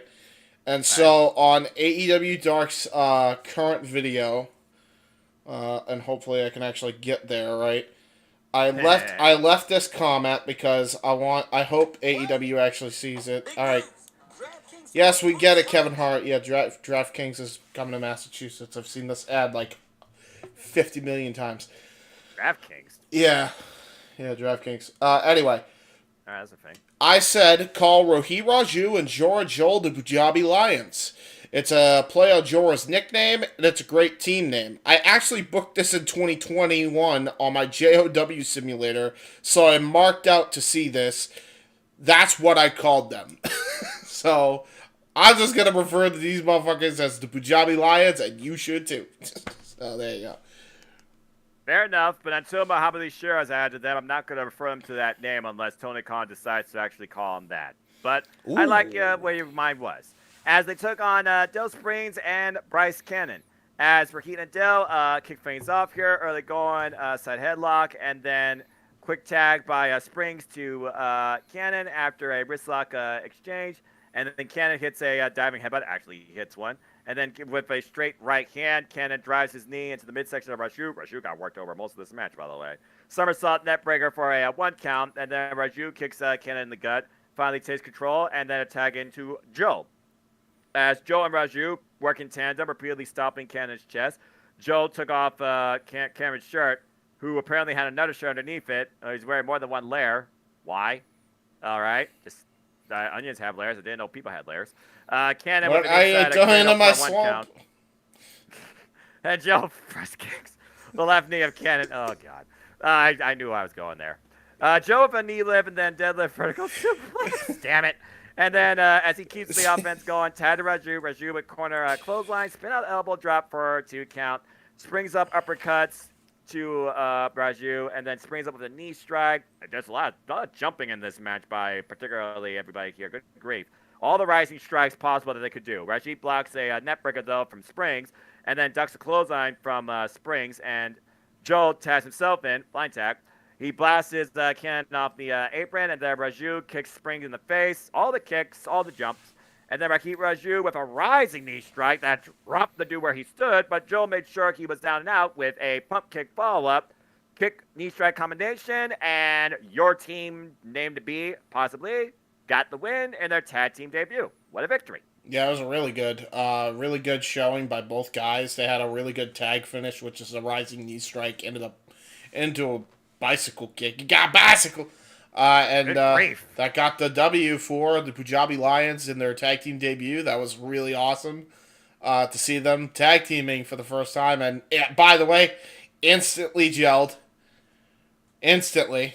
It wasn't even. At first, Jorah's like looking on, and then when he made that first tag, I was like, okay, now what can I expect? What are you gonna do here? Is this really like opportunity for both or for one?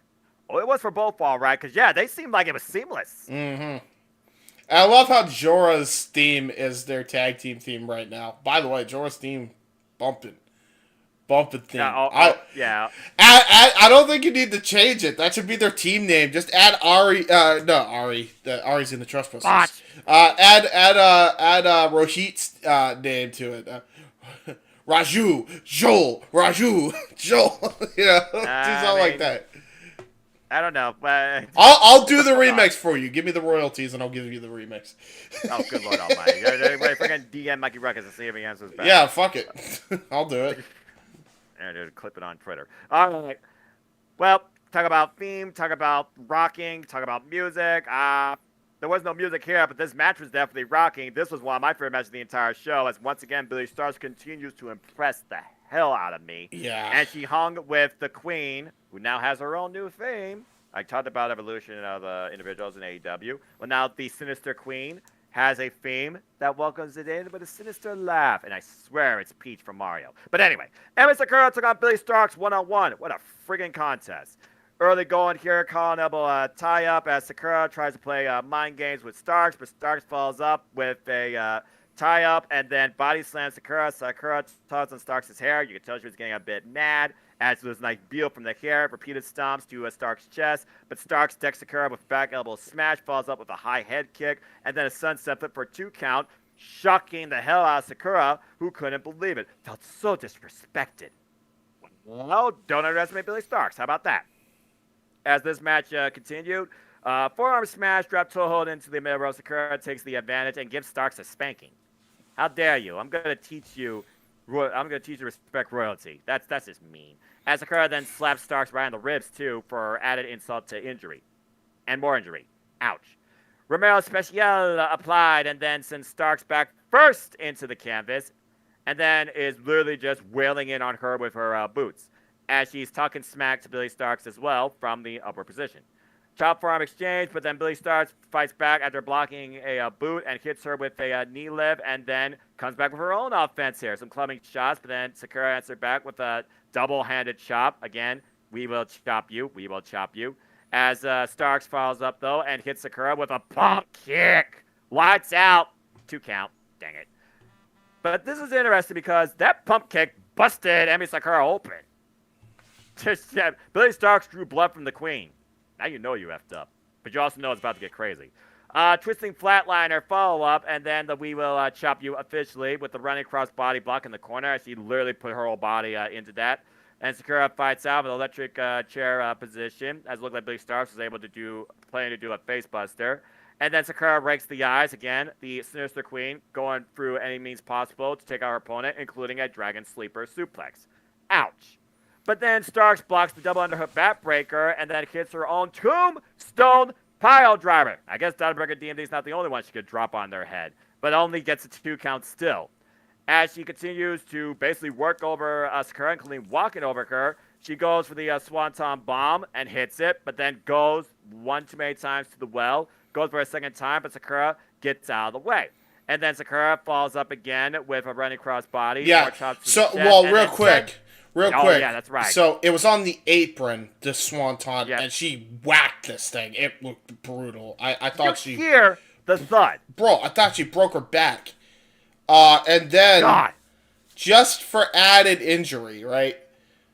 Emi Sakura puts her on this block that they have on the stage all the time. The elevated block. I swear, this is the first time I've ever seen that used. And she just hit this low cross body on her and sent her almost right through this thing. I thought she was going to break through. I was going to go whole. This crowd was going nuts at this point in Universal. Like, they were chanting, "This is awesome." Like, this is a really good matchup. Yep.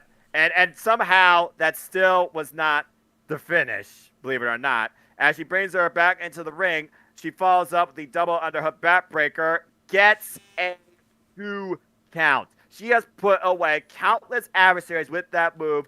Billy Starks kicked out. Sakura was apoplectic and like, that's it, I'm done with you. And now goes to what has become her finisher, a top rope moonsault to pick up the win. But again, what a freaking affair. Billy Starks is incredible. And Emi Sakura learned that firsthand. Wow. And Billy Starks is fearless, by the way, because, yeah, I thought she broke her damn back. Yeah, right. For real. Like it was a really good match. Billy Starks really showed a lot here. Emi Sakura also really showed so much. Well, considering she's the veteran, we know again she is royalty, Joshi Pro royalty, dude. Yeah, man. Keep that in mind. This is a veteran taking on a bright freelancer up-and-comer of 18 years of age, with one of the most incredibly booked independent schedules in the game. Yeah, man. It's really good stuff. Seriously, like you guys, I don't recommend watching matches often, but like the AEW Dark and Dark Elevation product this week, man. Like I would definitely recommend watch this. Watch the opener of Dark Elevation. Watch the main event of this episode of Dark. But this would probably be my match so far. I think it's probably the best match, honestly. I told you it was my favorite match from this show for a reason, dude. Good grief. Yeah, they brutalized each other, man. I got a "This is awesome" chant, bro. They did a hell of a job. You're doing something when you literally get the audience to organically go into a match. And this is a very attentive, suspended audience. Very few people have pulled out a reaction like that from this audience that were not named Danhausen. Yeah. Right. Just saying. For real. Like, and it was for a match, by the way. It was for a good match. Yeah. And again, both brought it. Emi Sakura's incredibly respected. Billy Starks, she came out to show what she's capable of and what she's willing to do. And good lord, I'm still surprised the girl can walk on her own 2 feet. Right. Respect. All right. Now we move on from there to Dat Draper versus Brady Booker. And this was interesting because for those that don't know, Brady Booker was once a student of your favorite university. Which he wasn't. Wait, he was in Chase U? He was Chase U. He was Chase U? Was he the star? No, I went into, okay. Andre Chase the star. Let's just put it out there. But let's just say he was the first student, and then Fia Hale, of course, was the female student who still is, and then Duke Hudson came into play. And anyway, the past. This guy now named is Brady Booker, and he took on Dat Draper. Pretty good back and forth match here. Draper applies the armbar. There's some head scissors, headlock takeover, escape exchanges among the two. And then the Lamahi Straw for a 2 count by Draper. Draper with the deep arm drag. Gets an ankle pick, knee drop, and then goes for body slam. But then Booker lands on his own feet and hits a shoulder block from the ring apron. And then follows up with a sunset flip for a 2 count. A couple of hit tosses later, though, Draper was able to fight back and then hits a spinning belly-to-back suplex. Good grief. And then drives his knee into Booker's ribs, trying to literally make sure he has no oxygen.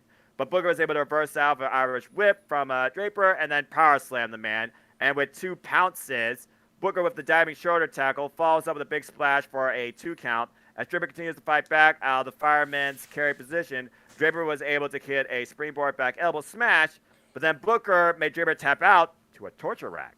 That was it. Yeah, it was different. I didn't know who these guys were. I thought they were just 2 local talents. I had no idea this guy was in JCU. Yeah, Dat Draper is actually a vet of the independent scene. He's been involved in Dak I've seen. We know Dat Draper to a degree, but yeah, that Booker guy is formerly involved in what was the Rainbow NXT. The Rainbow NXT, oh boy. And a little bit when it actually went to white and gold and it started trying to be okay. But even then, it was not fully okay. Oh, dude, yeah. It's far from fully okay. Let's just call it what it is. Better. The pay-per-views are better. You don't watch the weekly show like Owen and Chris have to do each week. No. I look at the highlights, and I'm just going to say this real quick, just to put a positive spin of things. Good depth in the women's division. I love the NXT UK showcasing. Stop booking Jinder Mahal in championship matches. Yes, agreed. Agreed. That's all I have to say about that. All right, but again, That's y'all's forte. But yeah, not much more to say about that. Brady Booker wins his Dark debut. We'll see if more comes from it too. Okay, as we move on from there, the three-piece sax band found their way to Orlando once again. Don't know how they always find their way there. As the Wingman took on Jay Mart, Jarrett Diaz, and Rich Adonis in six-man tag team action. It was short and it was classy because it's the Wingman, you know. Peter Avalon with his new look, which you seem to approve of, among others. Benone with a different look, might I add, darker hair. I think he finally got rid of the pencil thin mustache. Anyway. Yeah, bro looks so clean now. Like, he actually looks like he's a part of the Wingman. Why does everybody look like they belong in the Wingman now? Because like, they didn't. Like, Cesar and Peter didn't before, and now they do. And, like, fully they do. Like, everybody's just... like, it fits, and it shouldn't. But for the longest time, it didn't. And now, all of a sudden, it's like, they go through these character metaphors, and now it looks like they fit. What the fuck? I don't know, dude. I don't freaking know. And it still works, because they are an effective trio. Avalon in the early going, he applies a wrist lock after clotheslining Adonis, tags in the big man Benoni, who hits a reverse body slam. Benoni controls Adonis by kicking him in the chest, hammers down on the back, and then hits a pump handle faraway slam, and then Adonis finally tags in Mark. Mark gets a clothesline dodge from Benoni, but Benoni hits him with a body block. Benoni tags in the Hollywood Hunk Ryan Nemeth, who is still spray tanning way too much. Just going to say that for the record. I know you're doing that. Can't fool me. Drives his knee in the midsection. Spray tanning doesn't make you look any better either. Assisted kitchen sink. What do I know, though? Meanwhile, Nemeth with a wrist lock takeover, and then heavy body shots as the opposite tries to fight back. Ryan Nemeth knocks Adonis off the ring apron, taunts Mart, and then Mart is basically fighting from underneath, but shows, resolve for the short going. Rolls underneath a clothesline from a Nemeth and then tags in Diaz, who, in the end, they get two clotheslines in, but then Benoni shrugs off a lariat from Mark. It was a good try. Avalon hits a straight right hand, Benoni with the swinging slam, and the Wingmen clear the ring as an assisted Death by Driver. Avalon connects with a diving splash. Wingmen win. I was shocked! I couldn't believe it! I got a W! What the fuck? Yep. And Peter Avalon was the one that got the pin. He got the pin! Yes. By the way, they were talking about, like, they're wearing, like, dark clothing. It looks like they're mourning something. I'm like, well, maybe they're mourning the fact that, well, Peter Avalon, actually, it didn't even happen yet, technically, did it? No, right. I know. Maybe they were mourning for what was about to come, so they're like, well, at least we got a W. I don't know. What the fuck happened? This is... I don't get it. But, alright. That's the Wingman, you know? They show up from vacation and the spray, the tanning salon, and they wrestle and get a win once every millennia. Okay. I'm sorry. As we move on from there, it was... Oh, Lord. Satnam Singh and Double J, Jeff Jarrett, they took on the boys. No Dalton Castle in sight. And this was basically Singh showing that no boy can handle me. Jarrett and Singh attacks the boys in the early going before the bell rings, and Jeff Jarrett jaw-jacking, and of course he was booed, and because everyone hates Jeff Jarrett's guts, so just put it out there. My world, fucking that shitty My World team, it had to be.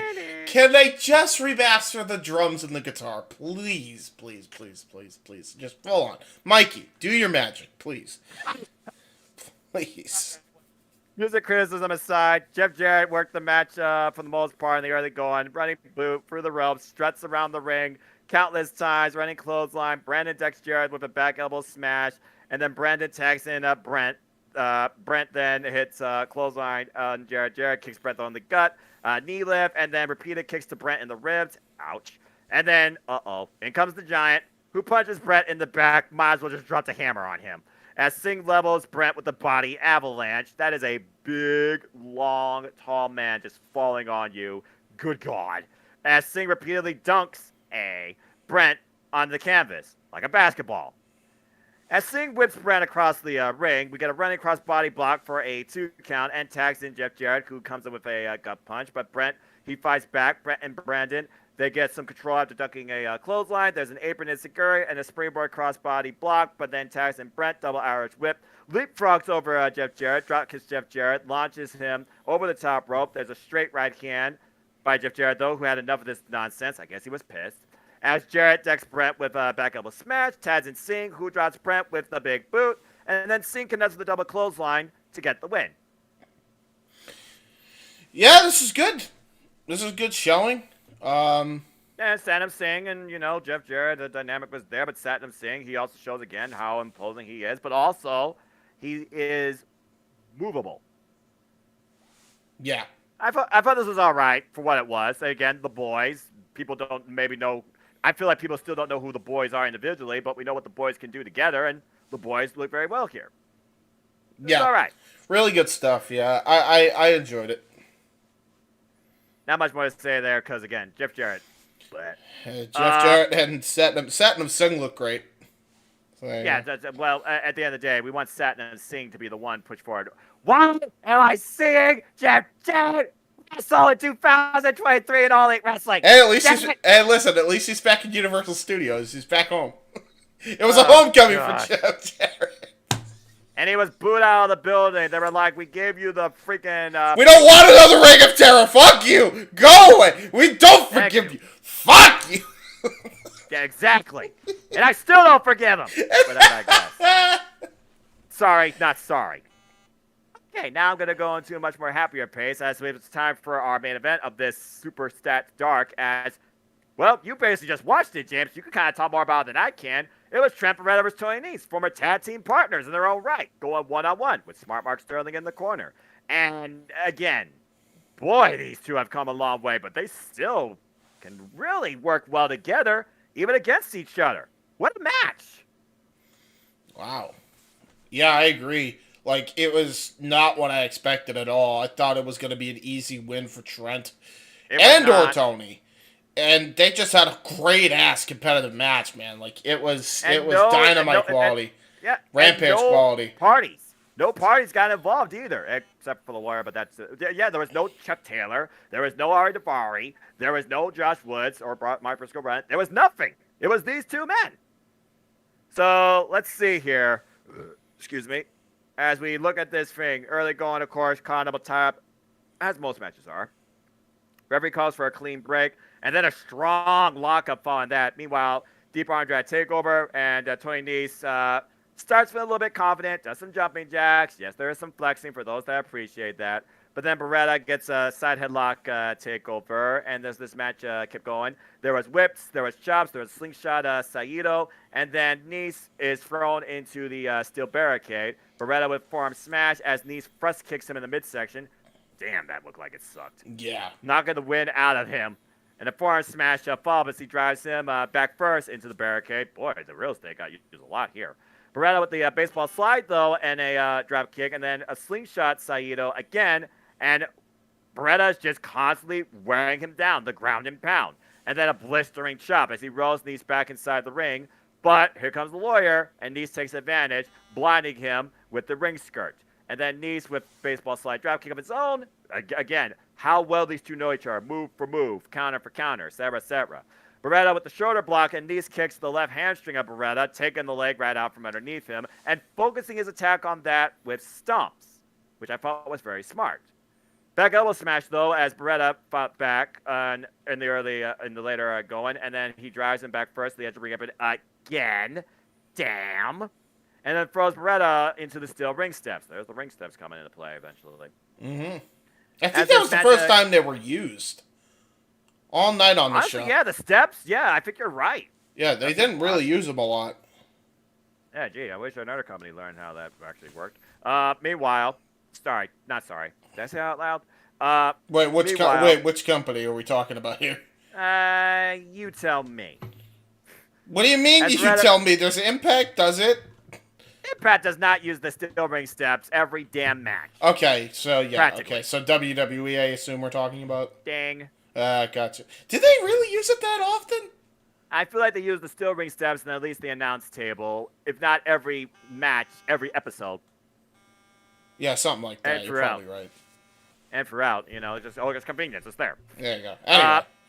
Anyway, as Nice continues to work the midsection of Beretta finally fights back with a back body drop, and then we try a vertical suplex, but Nice blocks it and traps him with 2 knee lifts, and Beretta finally counters with a brain buster, and then follows with a bulldog across the top rope.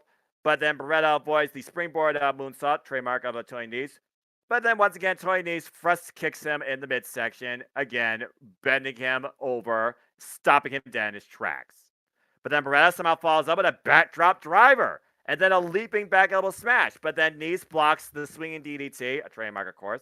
And then Nese drops Beretta wrist first on the top rope. Good grief, man. Top rope versus top rope. Nese with a springboard moonsault finally hits it for a 2 count. He never wins off that. And then Nese ascends to the top turnbuckle. Beretta with a blistering chop, though, stops him dead in his tracks. Beretta with 2 palm strikes, then follows up with the superplex. And we finally have a moment of stance until they get back together with a forearm exchange, and then the spinning back kick this time bent Beretta over, but Beretta ducks a clothesline, and then finally we get German suplex, and then the half and half suplex, and he kicks Nice in the gut. About time you give him a friggin' receipt. As Beretta continues the assault, swinging DDT finally hits for a 2 count. Then a standing switch exchange. Standing switch. Who's going to take control? Don't know. Beretta with the German suplex, but then Nice lands back on his feet. That was incredible. And then a double foot stomp. Pile driver follow-up. 2 count only.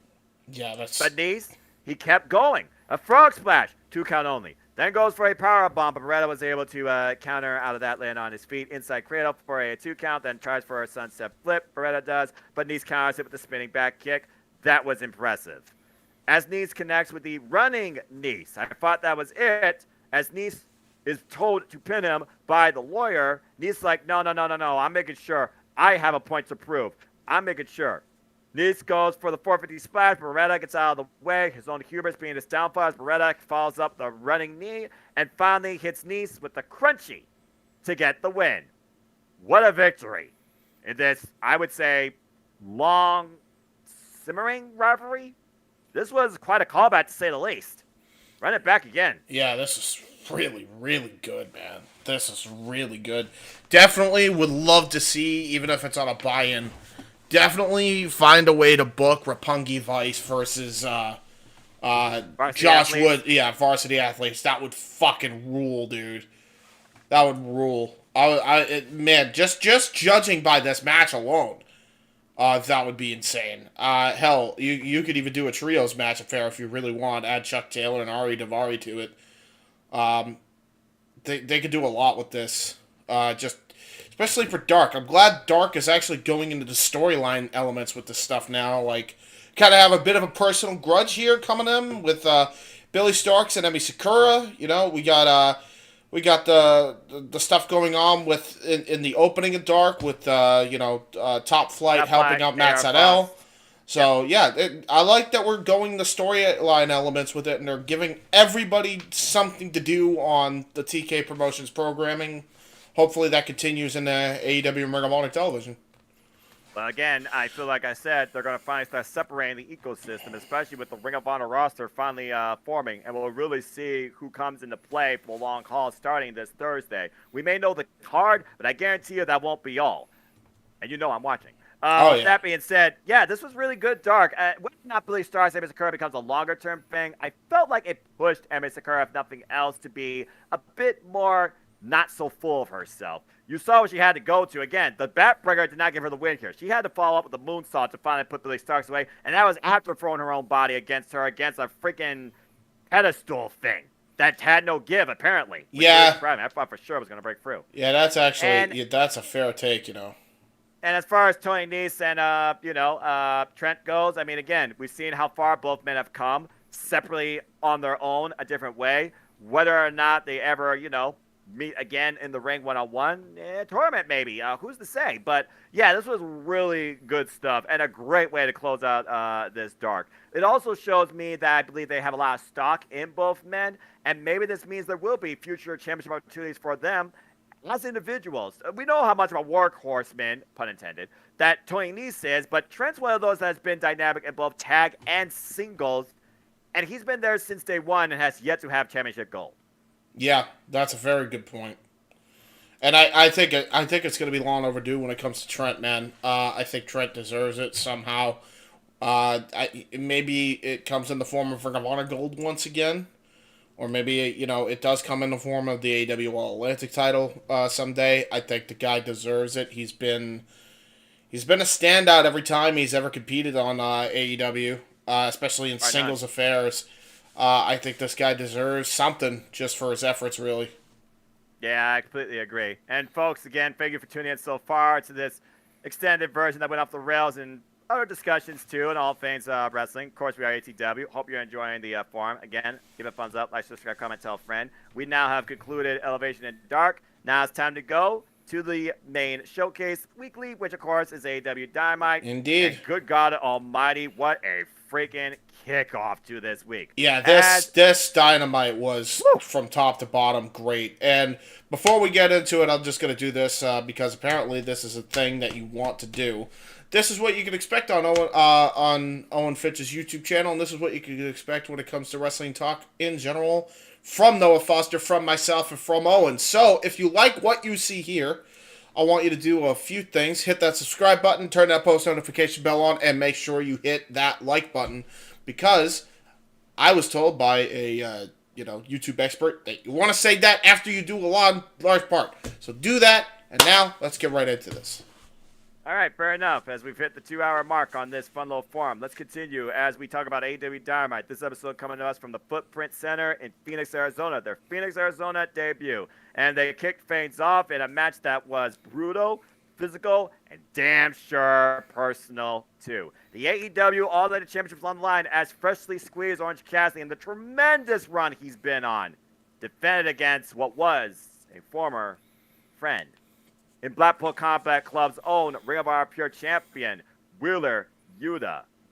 To say that these two know each other so damn well would be an understatement. But this was about how far Wheeler Yuta came into his own since leaving Orange Cassidy and crew and becoming part of Blackpool Combat Club and discipline in their ways too, which clearly came into play, particularly when one Claudio Castagnoli reminded Yuta, which was a very interesting way they did that. I'm really liking that aspect of it.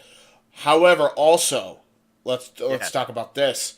I really liked, as much as Yuta's come into his own, man, has Cassidy come into his own as the AEW All Atlantic champion, man. I think this match is his best match to date. This was phenomenal. Honest to God, I was hanging on the edge of my seat for this, man. Because again, everybody thought it was predictable that Cassidy would get the win. Not necessarily. It really could have gone either way here. There was a lot of unpredictability in this matchup here, and I love that they go to the long-term storytelling. Again, I loved how they were building it on Rampage, that Orange Cassidy and Wheeler Yuta, they have this history going back even before their time in AEW, where Chuck apparently used to bully him, and, now he's the bully, and then I was trying to be your best friend, says Orange Cassidy, and there's, a lot of, bad blood between these guys, and it showed here, and Cassidy still played his mind games. Will Yuta played his new mind games that he got from the Blackpool Combat Club. After a reminder. And they just had a wrestling clinic, dude. Dude, again, I think matches on Dark were great. Matches on Dark Elevation were great. A couple of matches on those programs were great. They must have saw that and it was like, well, we know the feeling we're getting here. We got to put our working boots on tonight. Because they killed it here, man. It was just a great opener from start to finish. Like I told you before we even started talking about this week in AEW in general, this was my AEW match. Honestly, my wrestling match of the week. Period. Let's go ahead and try and break it down. Early going, we thought we were going to get the Code of Honor, even though the Ring of Honor Championship was not on the line here. Yuta swiped it away. Chain wrestling, though, nearly going. You would think this was a pure contest, considering Wheeler Yuta is the Ring of Honor pure champion, might I add. And you thought you were going to get a champ here, as we had literally catch as you could possibly get. And Dude. Cassidy nearly catching, pun intended, Wheeler Yuta in his own cradle. These guys honestly might be the best roll-up kings in the entire wrestling industry right now. I don't think anybody comes close to Cassidy and Yuta. I genuinely don't think. Because they had me right at the rip, they had me like, okay, I'm going to pay attention to this because this almost ended in like 2 seconds flat. The way they were doing the roll-ups were great. That was... Yeah. Love catch as catch can when it's done right, man. And these guys did it right. They did it right. To a T, to the point that Claudio Castagnoli saw where the Yuta was frustrated and being wrestled his own game. But, Blackpool Combat Club, we don't do that. What are you doing? Remember what you are.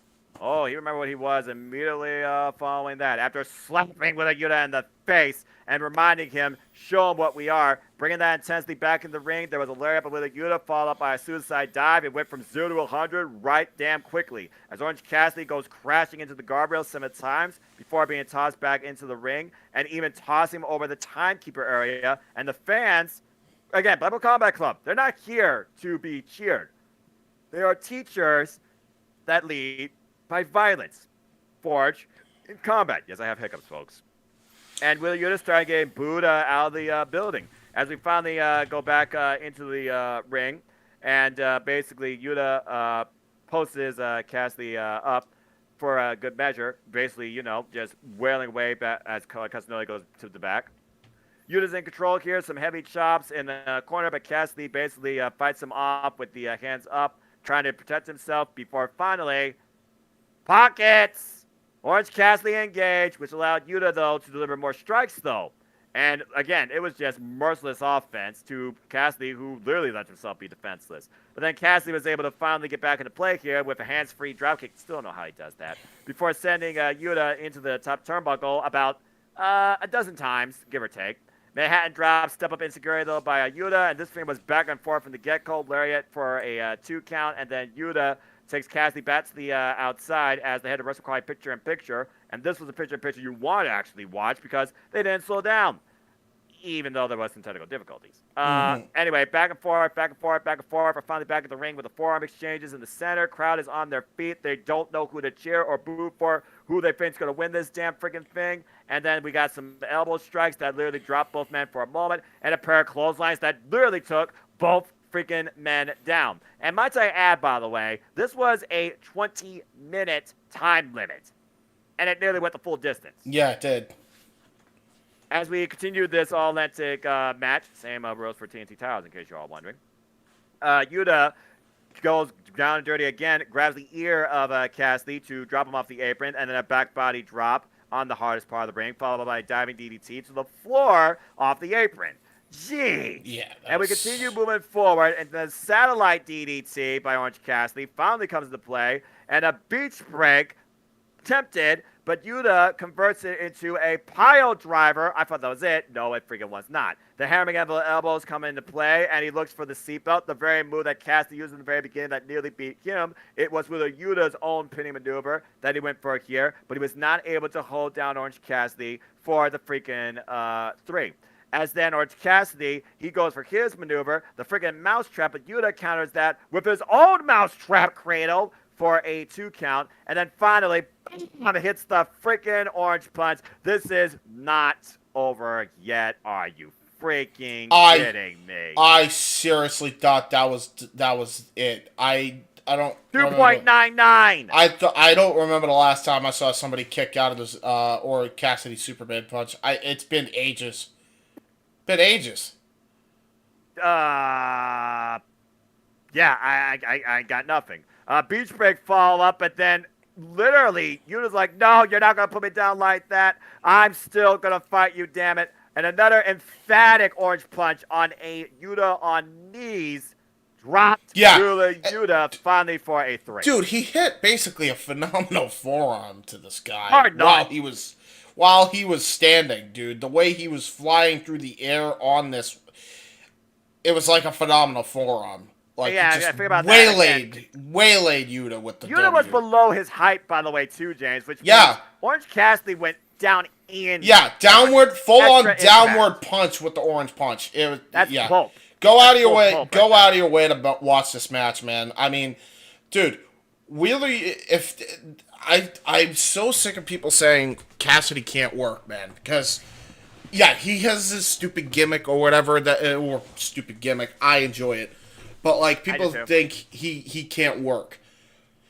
You don't have 5-star matches, one with one of the best in the world for the IWGP US title and Will fucking Ospreay, and another match where he's defending a championship against an up-and-coming Wheeler Yuta, and they're both neck and neck. That doesn't happen. No. Get off Orange Cassidy's orange dick, okay? Like, let him be. Like, he can fucking work, bro. He really can, and this showed that in spades, man. What a fucking match. Go out of your way to watch this if you haven't, man. Honestly. Yeah, but you also talk about storytelling here. It was afterwards for Orange Cassidy. He wanted to, I feel like, brace him for what he did and what he's become and how far he's come. Yeah. And it looked like Yuta was reluctantly going to until a certain Swiss Superman showed up and once again reminded him, remember what you are. And that's crazy to me, because that means Claudio, technically speaking, is actually kind of leading the operations of the Blackpool Combat Club, which you'd think it would be Danielson or Moxley. So this is interesting development here. I guess by default, I guess, yeah, he should be, because he is legitimately the only world champion, at least for now. So, yeah, I mean, maybe that's why. Maybe it's a pecking order thing with the BCC, Well, I mean, we've also seen Claudio Casanova with a Yuta tag and also been in trios acting countless times, too. So, I mean, there might be some truth to that as well, James. But all I could say is whether or not this means that Orange Cassidy and Wheeler Yuta can both move on from the past remains to be seen. Or maybe it means Claudio Castagnoli takes on Orange Cassidy for the AEW Championship. Maybe that's something to come to. Yeah. I don't think this thing's done. And for a champion that's all about open exhibition, yeah, I'll defend this. This one feels like to me that he wants this to maybe be a one-off, but he still feels like there's unfinished business. There's a couple. With him and Wheeler Yuta. There's a couple things in this also, because keep in mind, we'll spoil a little bit of the segment because I think it's worth bringing up here now.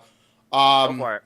There was a segment on Rampage where it seems like Jarrett's team and the Guns are trying to take out the competition, and they were taking out the best. I think best friends were taken out by the Guns, right?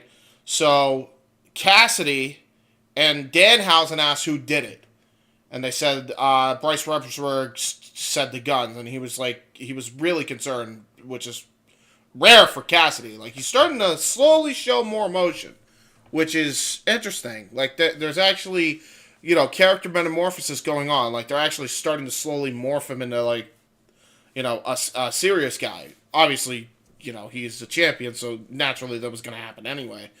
But, he's wondering who did it, and it looks like, because of this onslaught, looks like we could be getting a replacement with Danhausen and Cassidy in the place of the Best Friends. So, do we see the Blackpool Combat Club and this version of the Best Friends kind of go at it in that Battle Royal? That would be interesting to see. Well, you do talk about Blackpool Combat Club, and there might be even more foreshadowing about who they might feud with, even though it seems like everyone is their enemy at this point. Based on especially what happened in our main event, as of course the show was headlined by Jon Moxley Uno, where if Jon Moxley won, it would be, and he would be also the first 100th victory competitor in the entire AEW roster. But we'll talk more about that later. But I will foreshadow this as we go backstage from Renee Paquette with Evil Uno and him and Adam Page. As Page said he begged the Dark Order to stop, but Uno said he had enough of it. Uno wants Page to stay in the back tonight because Page doesn't think Dark Order is on their level. Dark Order is out to prove a point, and I'm going to fight for the honor of Dark Order. So a little bit of maybe, I don't know, is the Dark Order feeling like they're being left in the dark, even by their best friend, and they're tired of it? Again, foreshadowing? Let's see. We move on from there, and things got absolute, as Absolute Ricky Starks came forward with basically saying that he is going to move on from Chris Jericho. I'm moving on from this because clearly he doesn't want a one-on-one match with me. What I have here is an open contract for the Revolution because I'll be damned if you have a Revolution where I say the Revolution is going to be televised without Absolute Ricky Starks, the star power of this guy. But what comes across the freaking PA but Judas, and here comes El Ocho himself, Chris Jericho, one hell of a friggin' ensemble, just saying. And basically, he says that you are done with me when I say we're done. So, good luck in your little open challenge. And then, I was so confused. Okay, so I'm like watching this, and I'm like, oh. I actually agreed with Ricky, right? And then Jericho came out. The first thing that came out was, why does he have to have the crowd sing the entire theme? Why do we have to take up airtime all the time, right? You have enough airtime issues as it is, right? So they do that, and then Jericho, he's like, she says, yeah, there you go. You're trying to, I see what you're trying to do. It's trying to be reverse psychology, and I'm like, No, I don't think he is. I think he's legit, means it. I think he wants to be done anyway. I think most people actually want that, even though they like Judas, to be honest. But we'll get the blow off, so it'll be a good match on Revolution regardless. But anyway, I digress. Yeah. So then he's talking about that.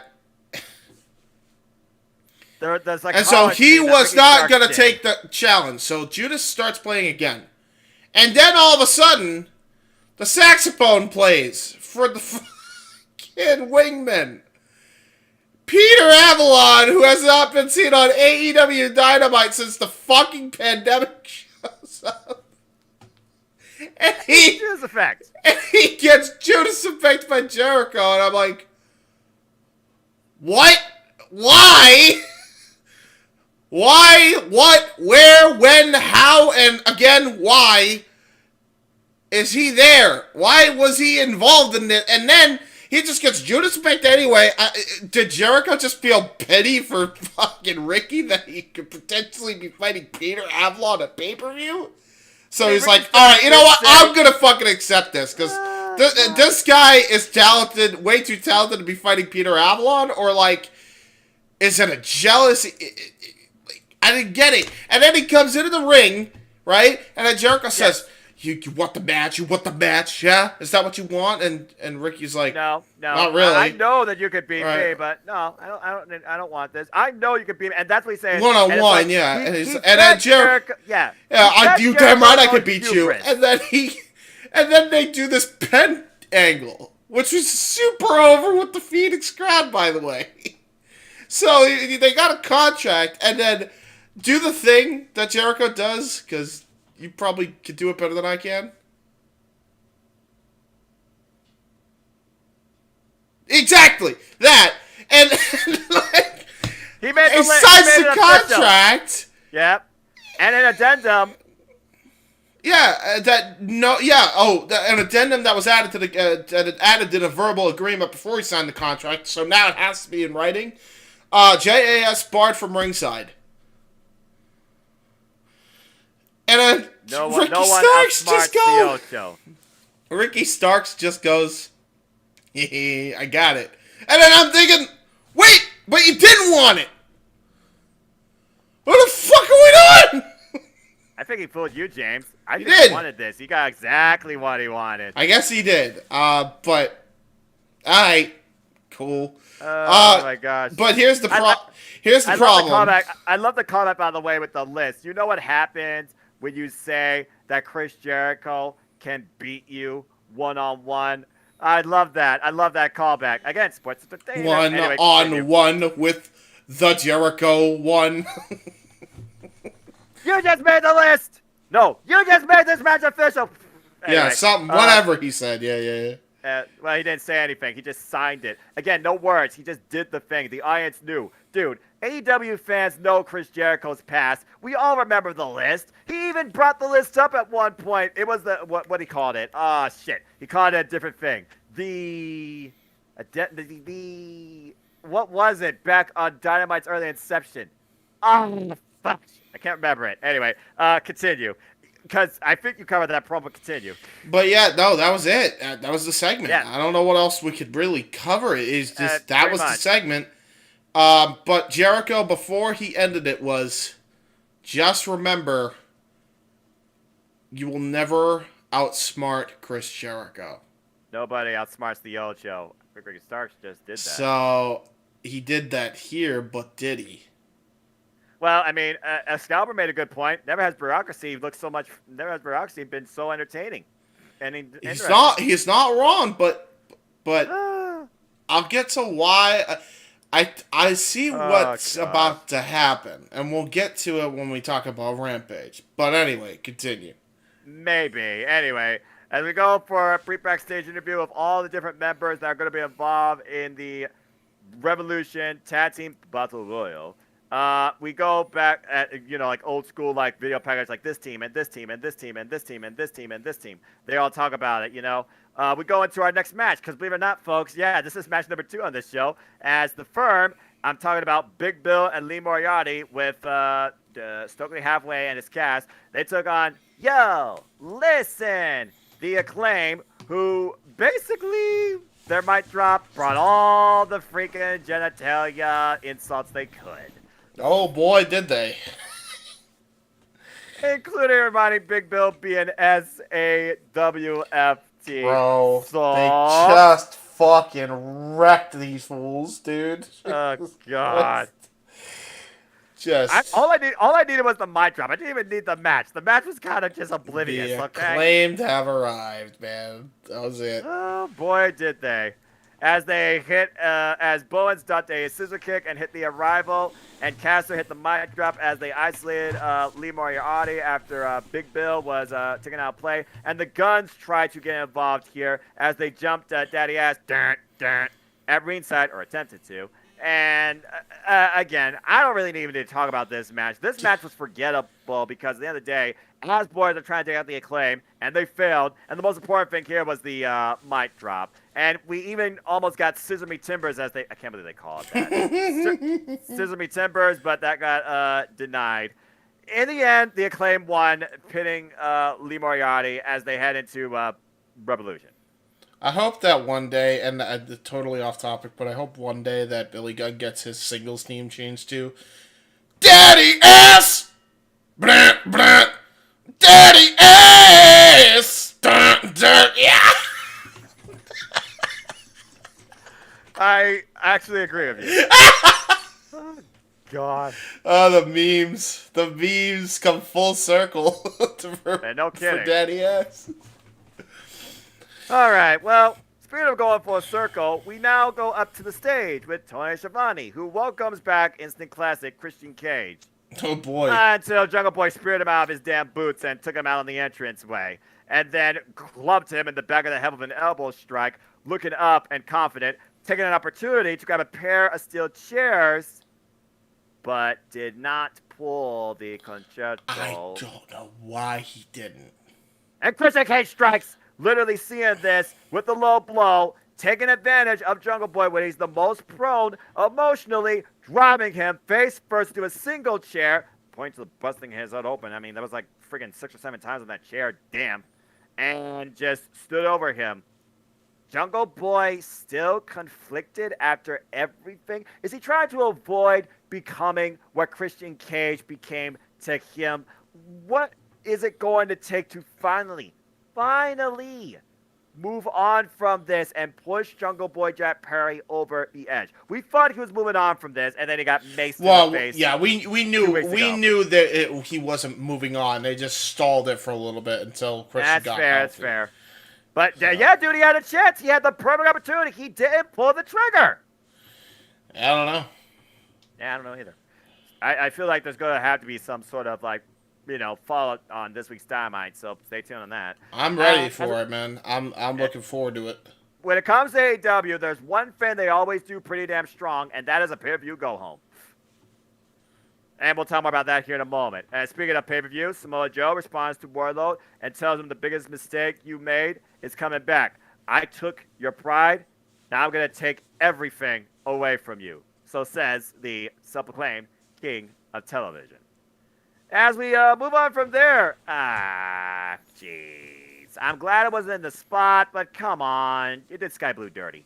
All right. Toni Storm with Saraya. Saraya, in singles action, took on Sky Blue. But Sky Blue, to her credit, this was a dream for her, taking on Saraya. She's on AEW television. Sky Blue continues to grow in AEW. I'm happy to see that. Glad she was showcased. As Saraya flips everybody off from the get-go and then slaps Sky Blue in the face. Not a wise move. Cazadora in the early going sends her in the turnbuckle. I like the fact Sky Blue controlled most of this match. She goes up to the top with Toni Storm with a distraction as Saraya yanks her off to the ground.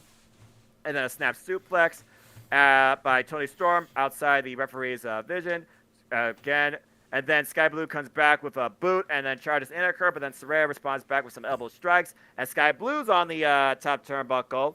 As Saraya tries to fight with her, she fights Saraya off, hits the crossbody, and then a jawbreaker followed by a nice drop kick to the side of the head. She goes for the cover, but Toni Storm distracts the referee. Dadgummit. And then Sky Blue eats a super kick from Saraya, and Saraya locks in a version of a Venus de Milo-esque sharpshooter coming. I don't know what the hell you call this. She traps the arms, and then a sharpshooter. Yeah. And Saraya gets the win. It's like a pendulum submission. We've seen it before when she was with. I forget what she called it. Yeah. Team PCB. That was originally. Yeah. What the hell? She hasn't used it. What were they first called? Because it wasn't TPCB. It was something else. It was named after some porn thing or whatever. Because of course it was. Oh God, dude, I don't know. That's Brazzers. Anyway, as his mic goes mute as he blasts his head off. Did it go mute? I think it did go mute for a moment. Yeah, you were bringing it up there for a little bit. Okay. That's really good. That was a good clapback. Whatever that. Oh, submission sorority. That's what it was. That's right. Yeah, that's. Yeah, exactly. Anyway, I'll just add that to my search for later. No, what? I didn't say nothing. Sorry. Games.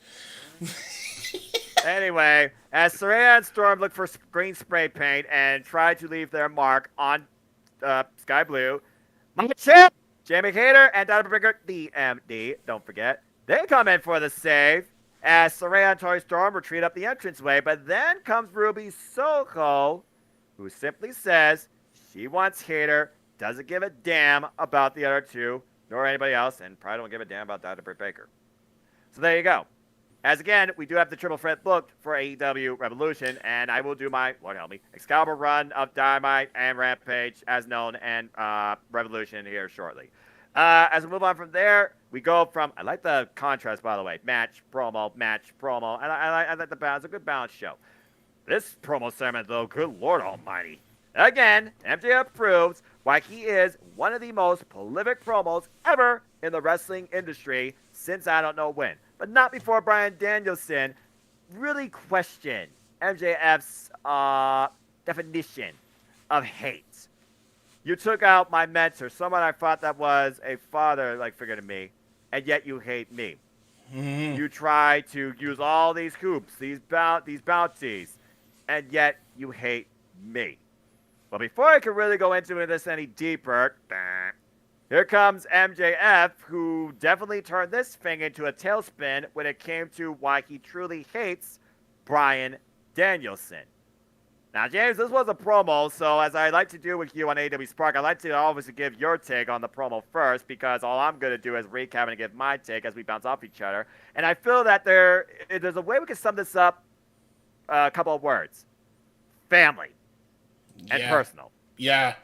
It was who again? Just so I'm not blanking. My brain blanked for a second. It's late. Yeah, I know, right? We're talking about MJF and Yes, Brian yes, Danielson's yes, of promo, course. where he talked about Sorry, yeah, basically, I zoned out for a second. But yeah, you're good. so Danielson and MJF, man. Okay, so Danielson came in, and he's talking about, you want to see me win the AEW World Championship? The crowd does the yes chant, right? The Yep. old Brian But Danielson MJF gimmick. hates that idea. MJF hates me. Oh yeah, MJF hates that idea. MJF hates me. And he hates me so much that he'll attack a good friend of mine, Christopher Daniels, that I've known for over 20 years, right? And, really good storytelling there. And then it was already going good. That's why he'll attack William Regal. They actually brought up the William Regal thing. I'm really glad they did that. Oh, yeah. And both then, halves. And then. Here comes the devil. The devil himself, MJF, comes out. And he says, cut the music. Stern-faced as I've ever seen Max look. Like as stern-faced as he was when he assaulted Punk back at the build-up to Revolution 2021. Which, by the way, consider this. What was the first picture that Max took when he began his wrestling journey? The picture of Danielson and Punk shaking in the middle of the ring in the build-up to Mania 28. Yep. He's fought in Punk at last year's Revolution. He's about to fight Danielson in the 60-minute Iron Man match in this Revolution. Yep. Love how that came full circle. Long-term storytelling. JJ always says it all the time. But anyway, I love that he comes out and we don't know the reason we think we know the reason why he hates, but he completely flipped it on its head. He says, I hate you, Danielson, because of what you put in danger every time you step into that ring. Every time I try to have a relationship, it would always get turned against me. Anytime I tried to confess my love to someone, they would stab me in the back and move on to somebody else. So the one thing that I love more than anything else in this world is this, the Triple B, this World Championship. It's the only thing that keeps me sane from downing a bunch of pills in the morning. And I'm like, Jesus Christ. Damn. I was like, Max, are you okay? I was concerned. Your first time about woman leaving you because you wanted to start a family, and for those of you who don't know, he was with a certain individual that's in JCW for a period of time. Mm-hmm. Anyway, I'll let you all go figure that out. And then, yeah, he talked about the whole ODing. Yeah, continue. Jesus. Yeah, and then I was like, holy shit, okay. And then he goes and says, and now you're going to try to take this from me? And each week, you have something that I could never have. And you piss it away every time you step into that ring. And you put your livelihood on the line. And you put yourself on the line. And it's selfish to Birdie. And it's selfish to Bree. And I'm like, holy shit, he didn't go there, did he? He went there talking about you are a disgrace. The fact that you are still in my sport at the expense of your family. I was like, holy shit, bro. All right.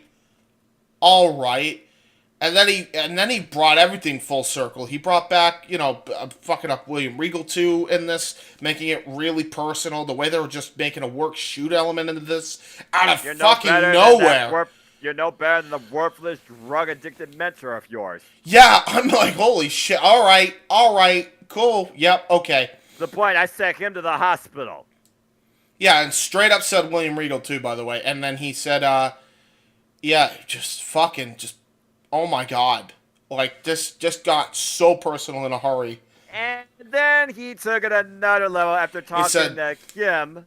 He wants to speak directly to Bryan Danielson. But this is why he hates him. And the thing is, you believe him. He made it so convincing.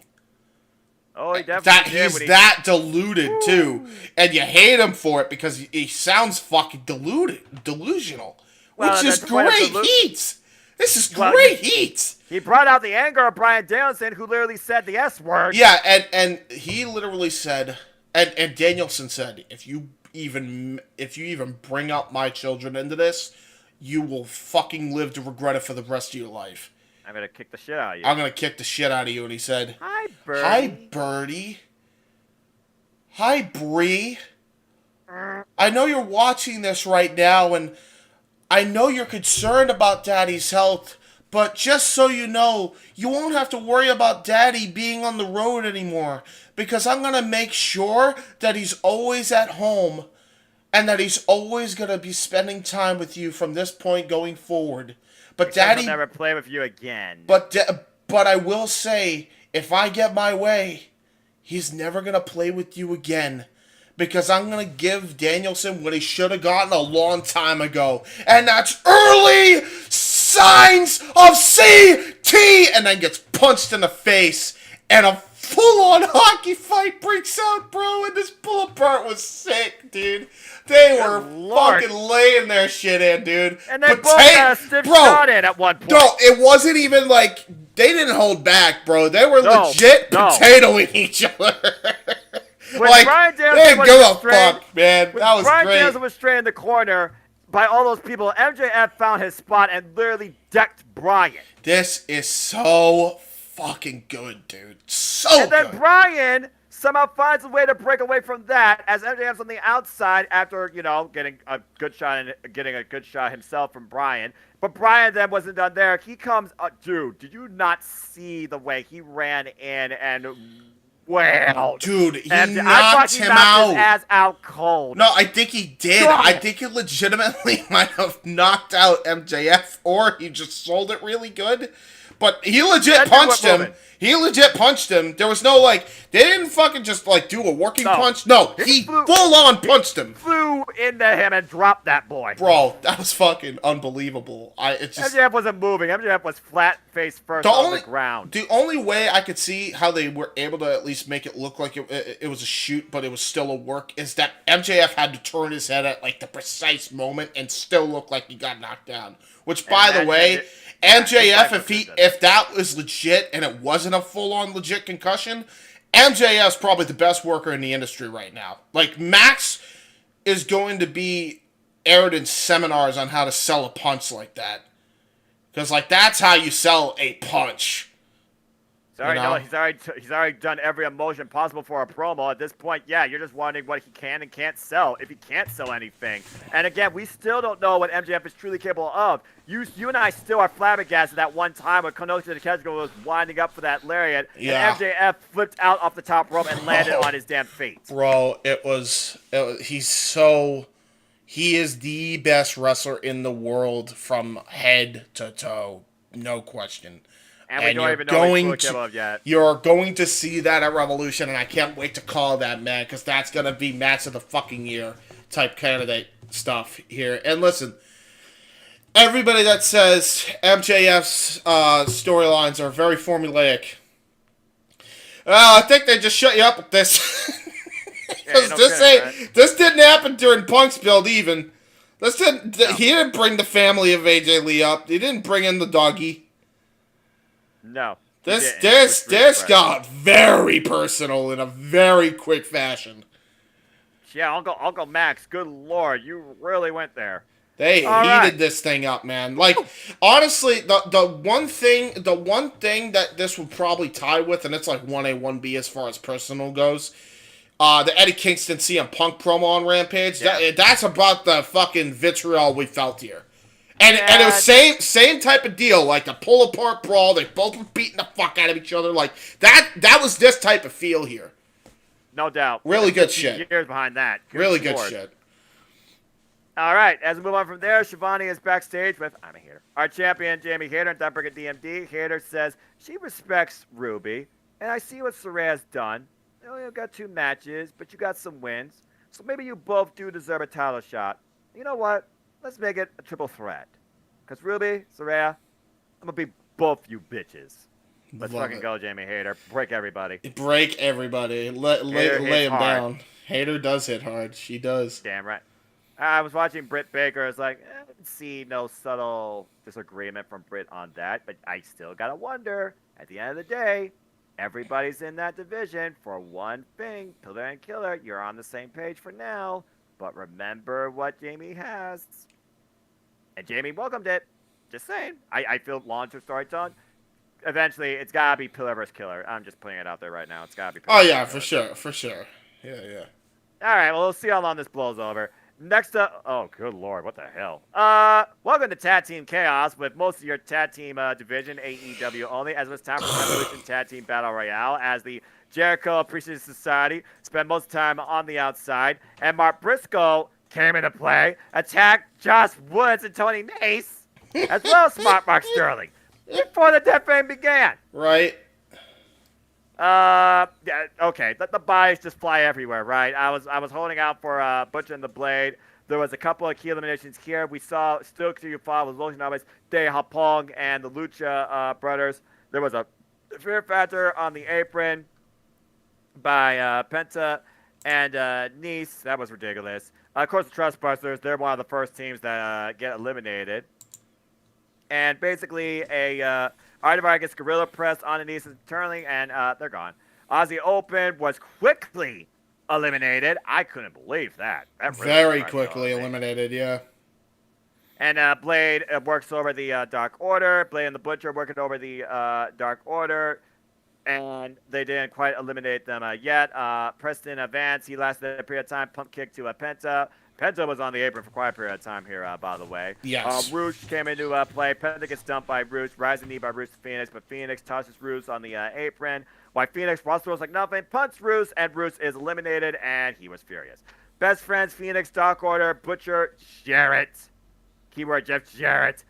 Because Satnam Singh was playing along, secure, safety. He was the safety for them. You know, it's funny that we're talking about safety and we had the March Madness stuff going on. So you know, it all works out. Yeah, corporate synergy here in AEW. Yeah, very much. Butcher eliminates Silver, and then finally JS come into play behind the best friends. They think they eliminate them, but they don't. Then Danhausen curses both of them, and they get dumped by the best friends. As Top Flight still in this, Dante Phoenix and Trent, they take on Jay Lethal, Jeff Jarrett, and the Butcher. Butcher is the only one standing for his duo. And we head to commercial. And back from break, Jeff Jarrett, Jay Lethal, they eliminate both Ray Phoenix, Dante Martin. I was pissed off. As these two are still in play. Damn it. And we are down to the last three men once we get towards the end of this thing. Satnam Singh, though, with two saves. Twice, particularly to Jeff Jarrett. Tornado DDT by Trent the Lethal. Jeff Jarrett, though, still in the thing, does the stroke. And Trent, he basically skins the cat.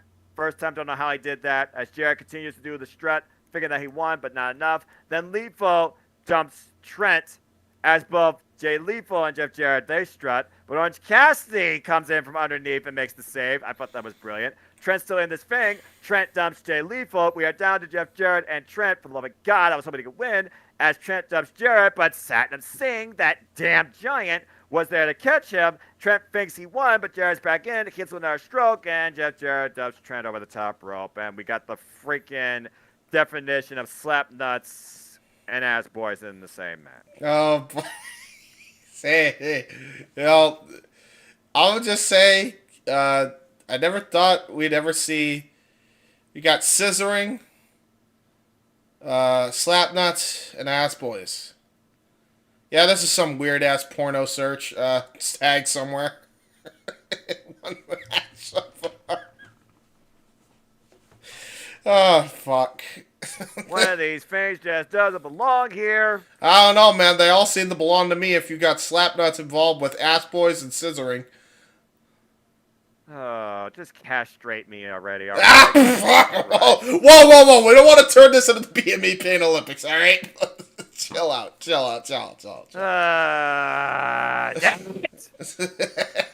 Yeah.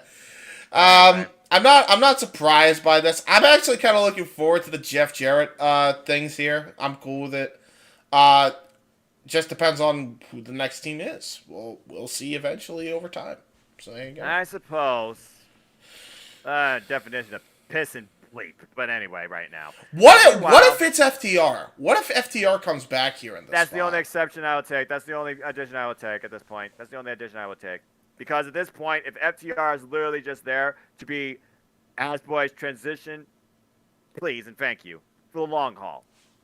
Now, why Jeff Jarrett and Jay Lethal are in this thing? Maybe just because of past history with the Acclaim and just follow that up, I guess. But yeah, if it's not FTR, there's no other team that really deserves this thing unless you're really trying to make the best friends work to be in this thing and surprise me again. But yeah, it's gotta be FTR for me. Top guys. We'll talk more about that later. Speaking of which, we go back to stage as Tony Khan is here with a big announcement. But he can't do this as an announcement like this. We need to bring in somebody that can. Adam Cole, baby, as we now learn that starting next month, there is a new weekly 1-hour television series that gives you a more in-depth look behind the scenes. AEW All Access. And there'll be even more good news because on the same night of the season premiere, Adam Cole, baby, makes his in-ring return to AEW Dynamite. I'm very happy to hear that Adam Cole's coming back. I'm also happy to see what this extra content will bring. Some people have suspension of disbelief. You expected this, you expected that, you expected this, expected that. Get over yourselves, okay? Seriously. Now, maybe the whole big announcement thing could have just been avoided and just talked about as a general thing. There didn't need to be a big announcement thing on... graphic, anyway. There didn't need a graphic. No, I agree with that. But yeah, I mean, it's not that deep, guys. Come on. Nah, it's not. Let's just be honest. It's not. So, kudos to AEW, kudos to Tony Khan, Adam Cole. Looking forward to seeing you back in the ring again soon, baby. That's all I got to say about that. Do we want to add that to AEW Spark programming and just have it review that before Dynamite just to kind of get the behind-the-scenes stuff? Because it is new programming. Let's see what the program actually brings us and how current it is and go from there. Fair enough, yeah. Right now we're going in blind. I guess that's a fair point, because if they do cover past stuff... by the way, do not be surprised if this backstage stuff covered the Brawl Out. That'd be something. That would be interesting to see. And if they did cover the Brawl Out, and they're going to be airing it and broadcasting it, and right around the same time Punk comes back, ooh boy. That's a good way to frickin' have some synergy to your television. Yeah, no kidding. So let's see what happens, man. Like that could be interesting, especially if, because like it's very good. Like I think a lot of people were just expecting Punk's coming back or like some big announcement of that caliber, or like a big signing or somebody. But like Tony's got the fucking roster to play with at this point as it is. He really does. And number two, it's like, well, this announcement seems like it's a pretty subtle stepping stone to that direction upon coming back. So, I'm not opposed to this. Again, depends on what we see on this program, but we'll see. Exactly. As we move on from there, speaking of seeing Evil Uno, we saw a different side of him, and I was very impressed. Mad respect to him. As it was Jon Moxley for Evil Uno, Jon Moxley won. It would be his 100th win in AEW. Spoiler alert, he won. This was bloody, as figured, but it wasn't Jon Moxley. It was Evil Uno. But I give mad respect to Evil Uno in the early He took it to Moxley for a freaking 9-minute match. He took it. This was not like, it wouldn't be a squash. Like, he really brought it to Mox.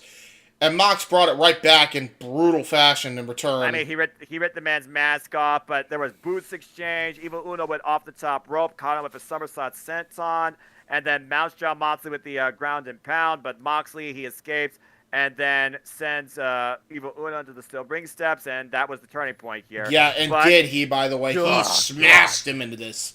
Like, smashed him in face first. I think it was just the way he took the bump was awesome.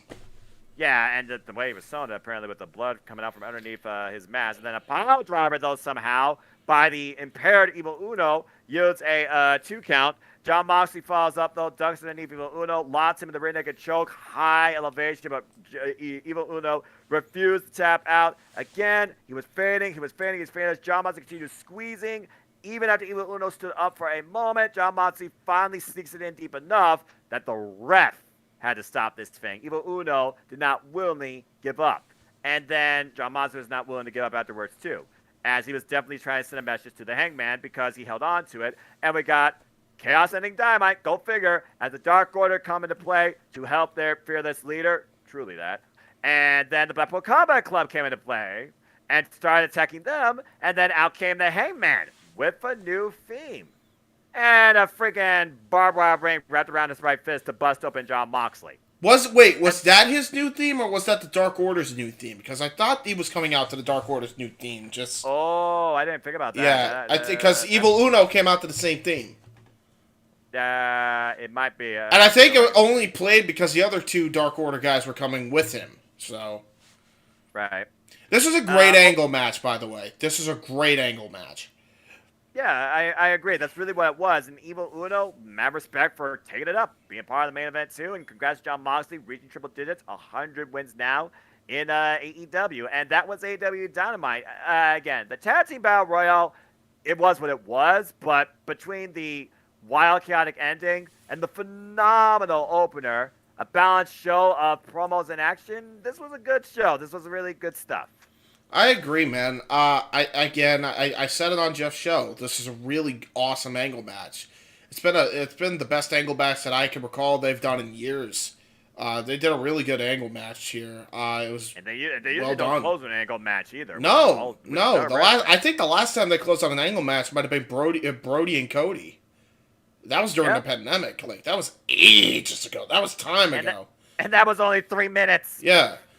This was a little bit longer, but same result. Yeah, really good stuff here, and yeah, fuck the people who shit on Evil Uno for his size. He's a big boy, and so am I. Okay, and big boy main evented the Dynamite, and he looked good. So big thumbs up from one fat guy to another fat guy.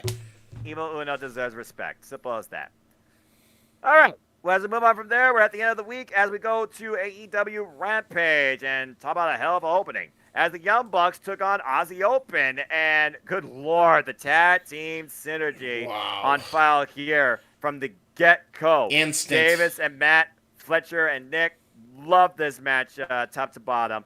Diamond crossbody and a double head scissors. Davis and Matt were the legal men, and there was who knew Mark Davis was very agile for his size, being the bruiser of the Aussie Open. Cartwheels out a double Irish whip, and then body slam to Matt, to Nick. Both Bucks basically, then assisted dropkick by the Bucks to Davis. Double planjas over the top, and then at one point, Aussie Open catches them, plants them on the apron after colliding both their backs into each other. Kenny Omega, of course, was in the corner. That was really cool, by the way. Hard Irish whip, and at one point, they isolate Nick. There's some heavy chops, and the crowd really asked one more time. Well, Nick was happy to oblige. That was one of the most brutal chops I've heard in a while on AEW. Dude, just saying. Just nasty chops. Nasty chops. We're talking like it's on par with Walter. And Walter's got some heavy hands. I still say he's the heaviest hands in the business. Yes. Saying, even with his, reduced girth. Desperation Moonsault by Matt. Reduced girth. Yeah, I mean, just saying. And then Matt takes out Fletcher, diamond clothesline, sliced blade, inadvertent assist though to Davis. And then Matt takes Davis out with the dive off the outside. There was a team bulldog and drop kick to Fletcher, double team bulldog, excuse me. Bucks taking over again, clothesline and Sagari combo. And then we got a middle rope drape assisted senton, a trademark of course, before Davis came in for the save. Outside facebuster though, and then brainbuster on the floor to Nick Jackson, Bosia. He was gone from that point on for a good portion of this. And by the way, the fixture lighting, just saying, there was a lighting issue at one point. Anyway. Wait, was there? Oh. I thought you were talking to me. I was like, wait, No. What happened? No, you're fine, bro. Okay, cool. We continue this match. Assisted blackout of sorts. The core yours by Aussie Open 2 count. Fireman's carried a high kick, and then assisted cutter by Nick, but Nick reverses. There was a super kick party, and then there was a freaking just kicks exchange galore. They go for BT trigger, but they duck it. And then Aussie Open once again fires back with their own double lariats. All 4 men are down, trading bombs. Escalera, like Nick steps up on air to Fletcher. They look for the Meltzer driver. Then we come back from the lighting fixture. There's a finish spinner move after dueling rolling elbows in the center by Aussie Open. They thought they had Matt down for the 3 count. Still not freaking enough. Damn it. As Davis inadvertently takes out his own partner, miscommunication, and a lariat, and the Bucks hit a double super kick on Davis. And this was really smart. They place Fletcher in Davis' shoulder, super kick his knees out, and force him to basically hit a tombstone power driver. That was so cool. That was so cool, bro. Golly. And the way that he fell backwards, thankfully not in the other way. Yeah, either way, BT triggered to Davis, and this instant opening classic and I say that very profusely, was over. Yeah. Young Bucks won.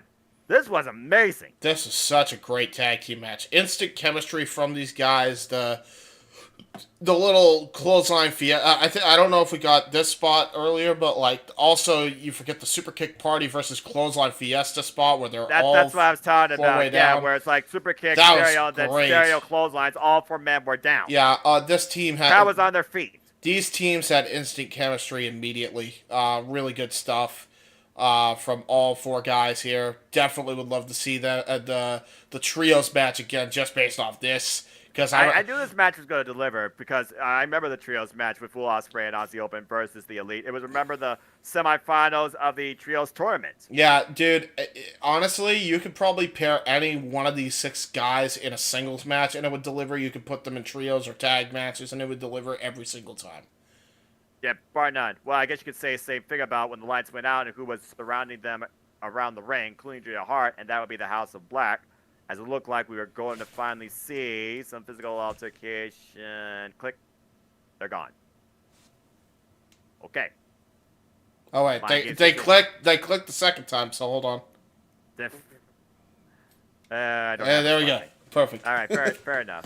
But yeah, incredible opening bout. I want to see more of Aussie Open definitely in AEW. While the Young Bucks have been unable to beat Top Flight in traditional tag team action AEW, and they're signed, they were able to beat Aussie Open, who aren't signed, and they still were this close to losing. So tremendous stuff. Both teams looked incredibly strong, and I wonder where Aussie Open goes from here.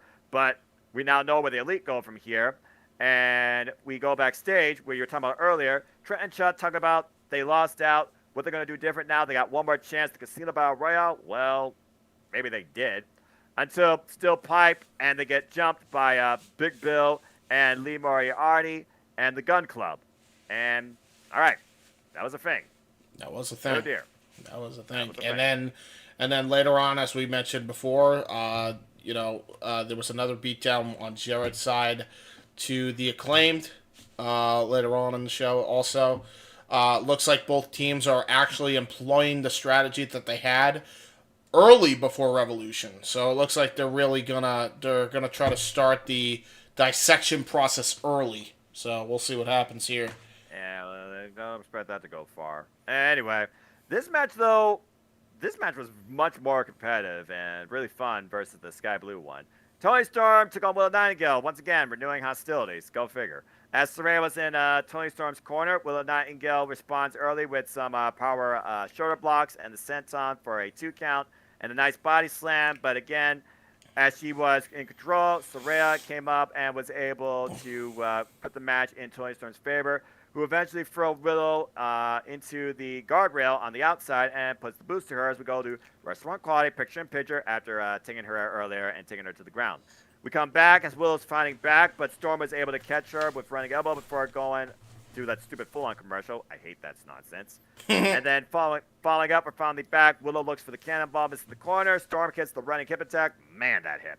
Tornado DDT follow for a 2 count, and then looks for the power driver, but Willow gets a back body drop. Again, the size, the power. And then finally hits her cannonball.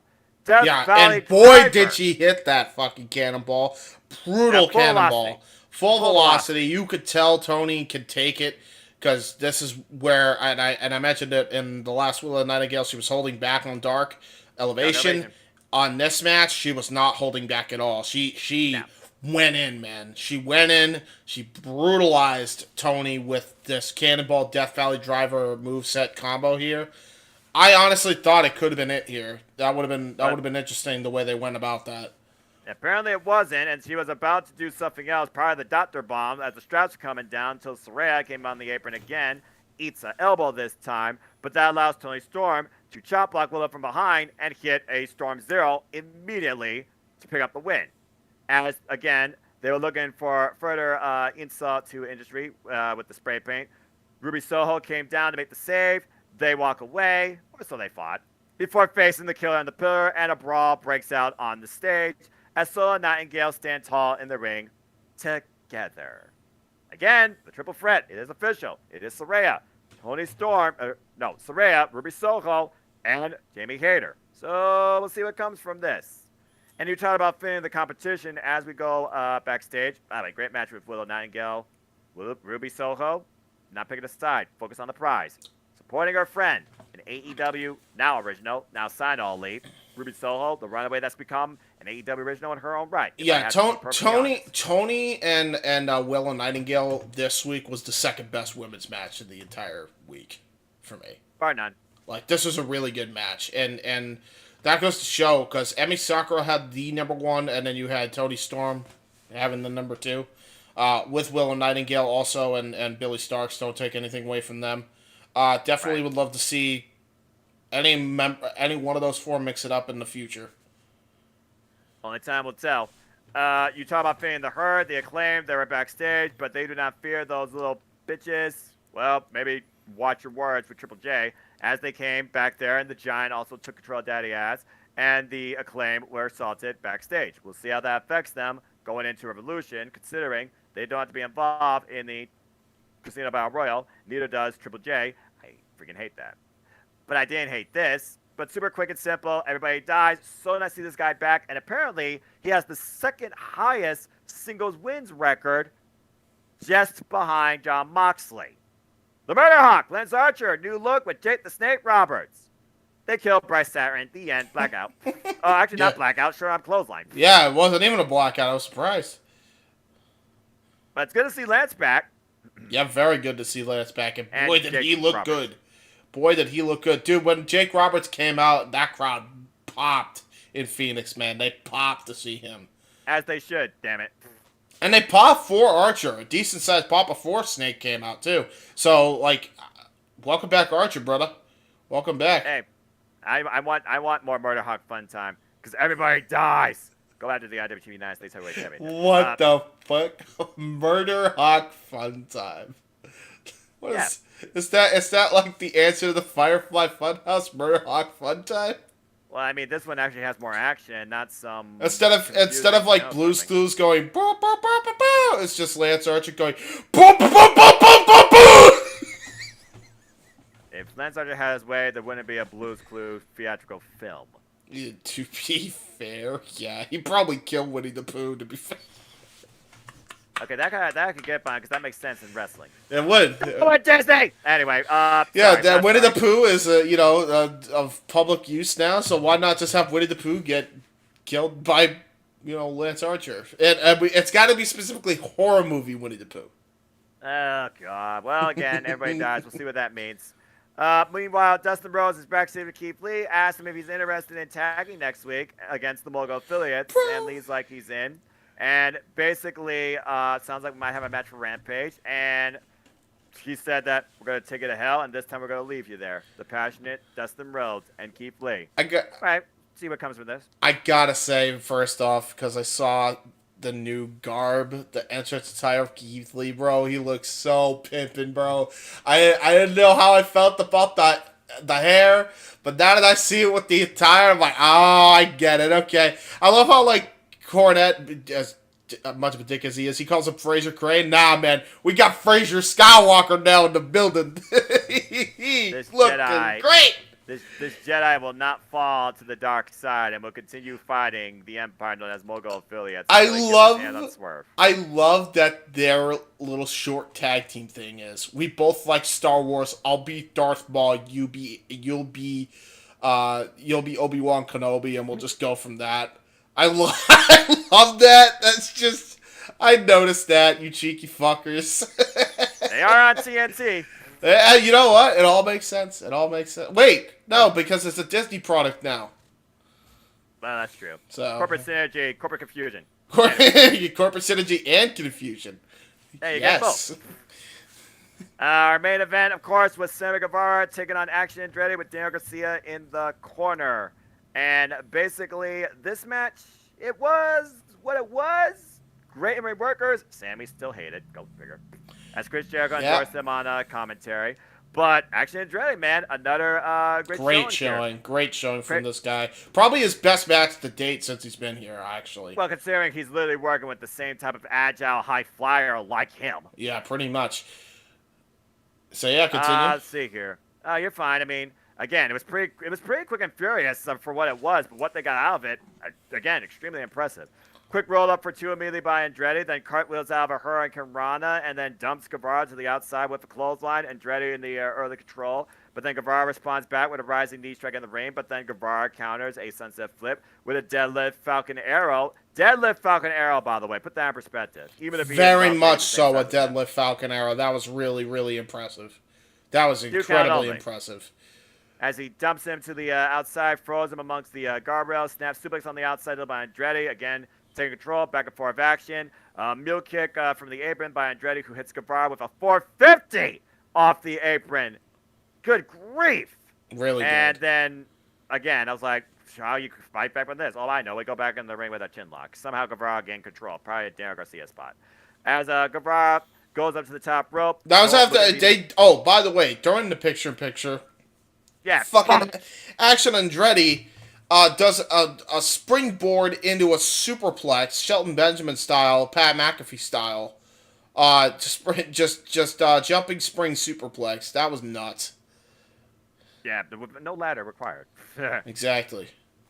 Anyway, as we were looking for a superplex, Guevara fights him off, and there's the running no hands jumping superplex as you were talking about. The net breaker by Andretti, and Guevara retreats to the outside. As you continue, we get a sky twister press by Andretti, and Guevara, he was basically fighting from underneath, which is saying a lot. Springboard, split-legged moonsault, but Guevara got his knees up, and then, ouch. Take a page out of Chuck Taylor's book with the awful waffle into a DDT. Look at Guevara adapting here. All right, I can't put out my own moves. I'll use somebody else's. But still only a 2 count. Looking for the shooting star press. Andretti moves, counters with a drop kick, and then a disaster kick absorbs by Andretti. Turns Guevara, 360 in his own right, gets a 2 count. As Andretti looks for his own go to hell. Sammy Guevara's own move, Guevara lands on his feet, and both men are literally trapped by the wrist, trading elbow strikes, and trading knees, and super kicks. And then we get a charge in, but then we get collision course. How the hell do you do this type of stuff on the fly? Just saying, Action Andretti. As he follows up with that with a springboard and a senton, he only gets a 2 count. Then a running shotgun drop kick. Andretti's looking for the split-legged moonsault once again, but this is where the numbers come into play, and Daniel Garcia hits him behind the wrist back with a big elbow. Guevara hits him with the GTS. Guevara wins. It was a really good matchup. I was very impressed with Action Andretti here, and you'll notice, very subtly, so was Jericho. Very complimentary for a guy that beat him at Winter is Coming. Very complimentary. Yeah. And I said I was going to mention this. Jericho said on Dynamite tonight, on Wednesday, excuse me, Yes. He said, "You'll never outsmart the Ocho." I genuinely think Action Andretti is already within Jericho Appreciation Society. Oh Lord! Because bro, it's the way they're doing it. I could sense they're going that direction because Jericho's very complimentary. It's very, and what's more sports entertainment than absolutely spoiling who's going to be next in line? Fair point. You see what I'm saying? Like they've made it very clear cut, especially here, man. Jericho was very complimentary, extremely complimentary out of nowhere. Like he was acting like he was frustrated a bit and all that, and he was rooting for Sammy, but so haphazardly and half-assed. It's almost like there's something else going on in the woodwork here. Maybe in this case, yes, Daniel Garcia interfered, but you'll notice he didn't try to annihilate him after the match. They never attack him after the bell. It almost was like a athletic exhibition between Sammy and Andretti. That's a fair take. Oh, That's a very fair take. Again, we'll talk more about this during the Ricky Starks vs. Chris Jericho preview and prediction discussions too, and we'll see if Absolute outsmarts Ocho. You may be very well onto something. But and listen. I fear that JS might be coming to the NWO though. And listen, for those who do not know already, and I think I've already mentioned this, but I am your Wrestling Rundown Predictions Champion, your Indie Force Predictions Champion, and your undisputed FTW predictions champion. Good lord. Do not undersell the Triple B when he makes a prediction this bold like this. Just saying. I've been right about shit like that before. I was right about the Impact thing. I was right about the Punjabi Lions becoming a team this week. So, it could happen. Don't doubt me. Don't doubt the Triple B champ. All right? Okay. I'll give you that. And that concludes Rampage, which, again, a very great episode of Rampage. Really good. All the matches yes. certainly delivered. They carried more for AEW storylines going forward. There was a great balance of actions and promo segments, to say the least. This was a Rampage that felt like it had direction, and it was very well balanced from beginning to end. Yeah, the Arizona shows especially were really good. They were very, very good. Yeah, overall, really good stuff. And this crowd was hot for everything, man. Everything that they were doing, they were hot for.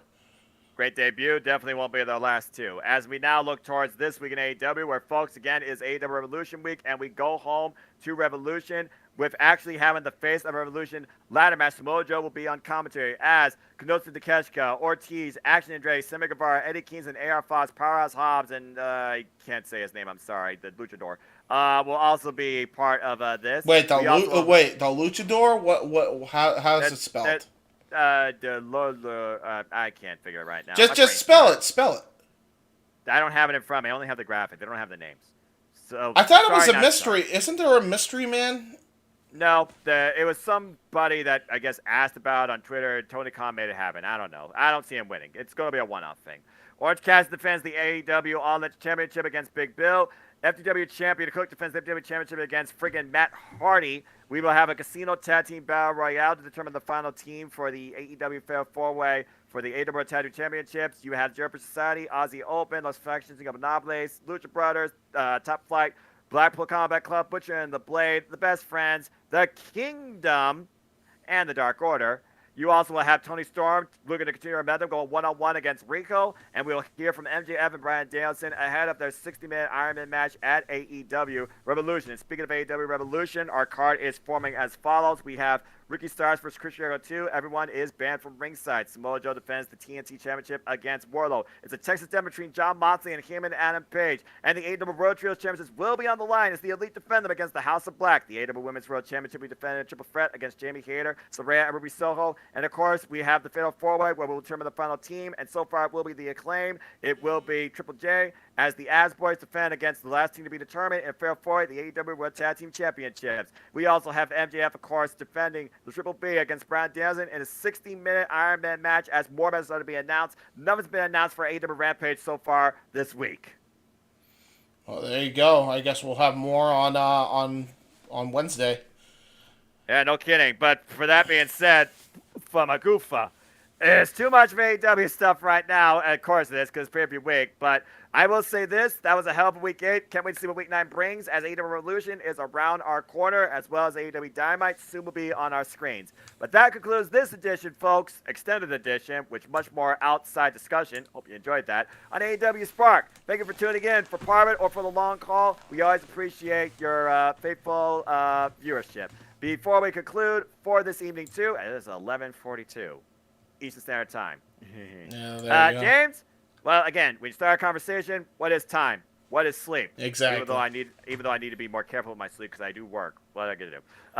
James, always a pleasure, man. Good stuff, good talk. Anything you want to plug, promote, where can we find you? Well, you guys can follow me on this channel where I will be on AEW Spark every week, at least until King goes back. So definitely check it out if you have not already done so. It's a fun little podcast we do every week.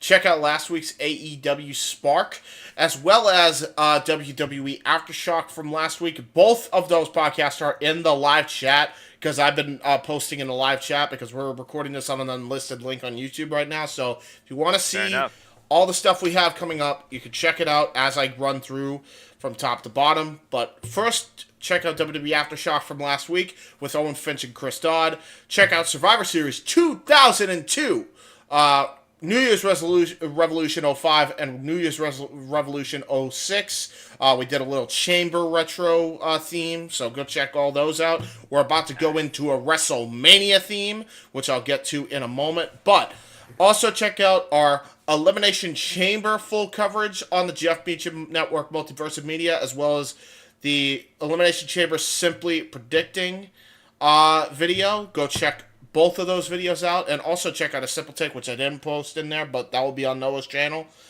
So click the Simply Predicting button. You'll be able to see all that. And also check out Simply Predicting Impact Wrestling No Surrender, and also the watch-along coverage for No Surrender. Go check that out. And also subscribe to our buddy Cassidy 18 Studios to try and get him monetized. That's JJ Williams, the Renegade for the Jeff Beecham Network Multiverse Media. You can also check out my Let's Play series for NASCAR Thunder 2004 Let's Play series on Casey's Insanity Works Studio, or actually, I'm sorry, Insanity Works Incorporated channel. Go check that out.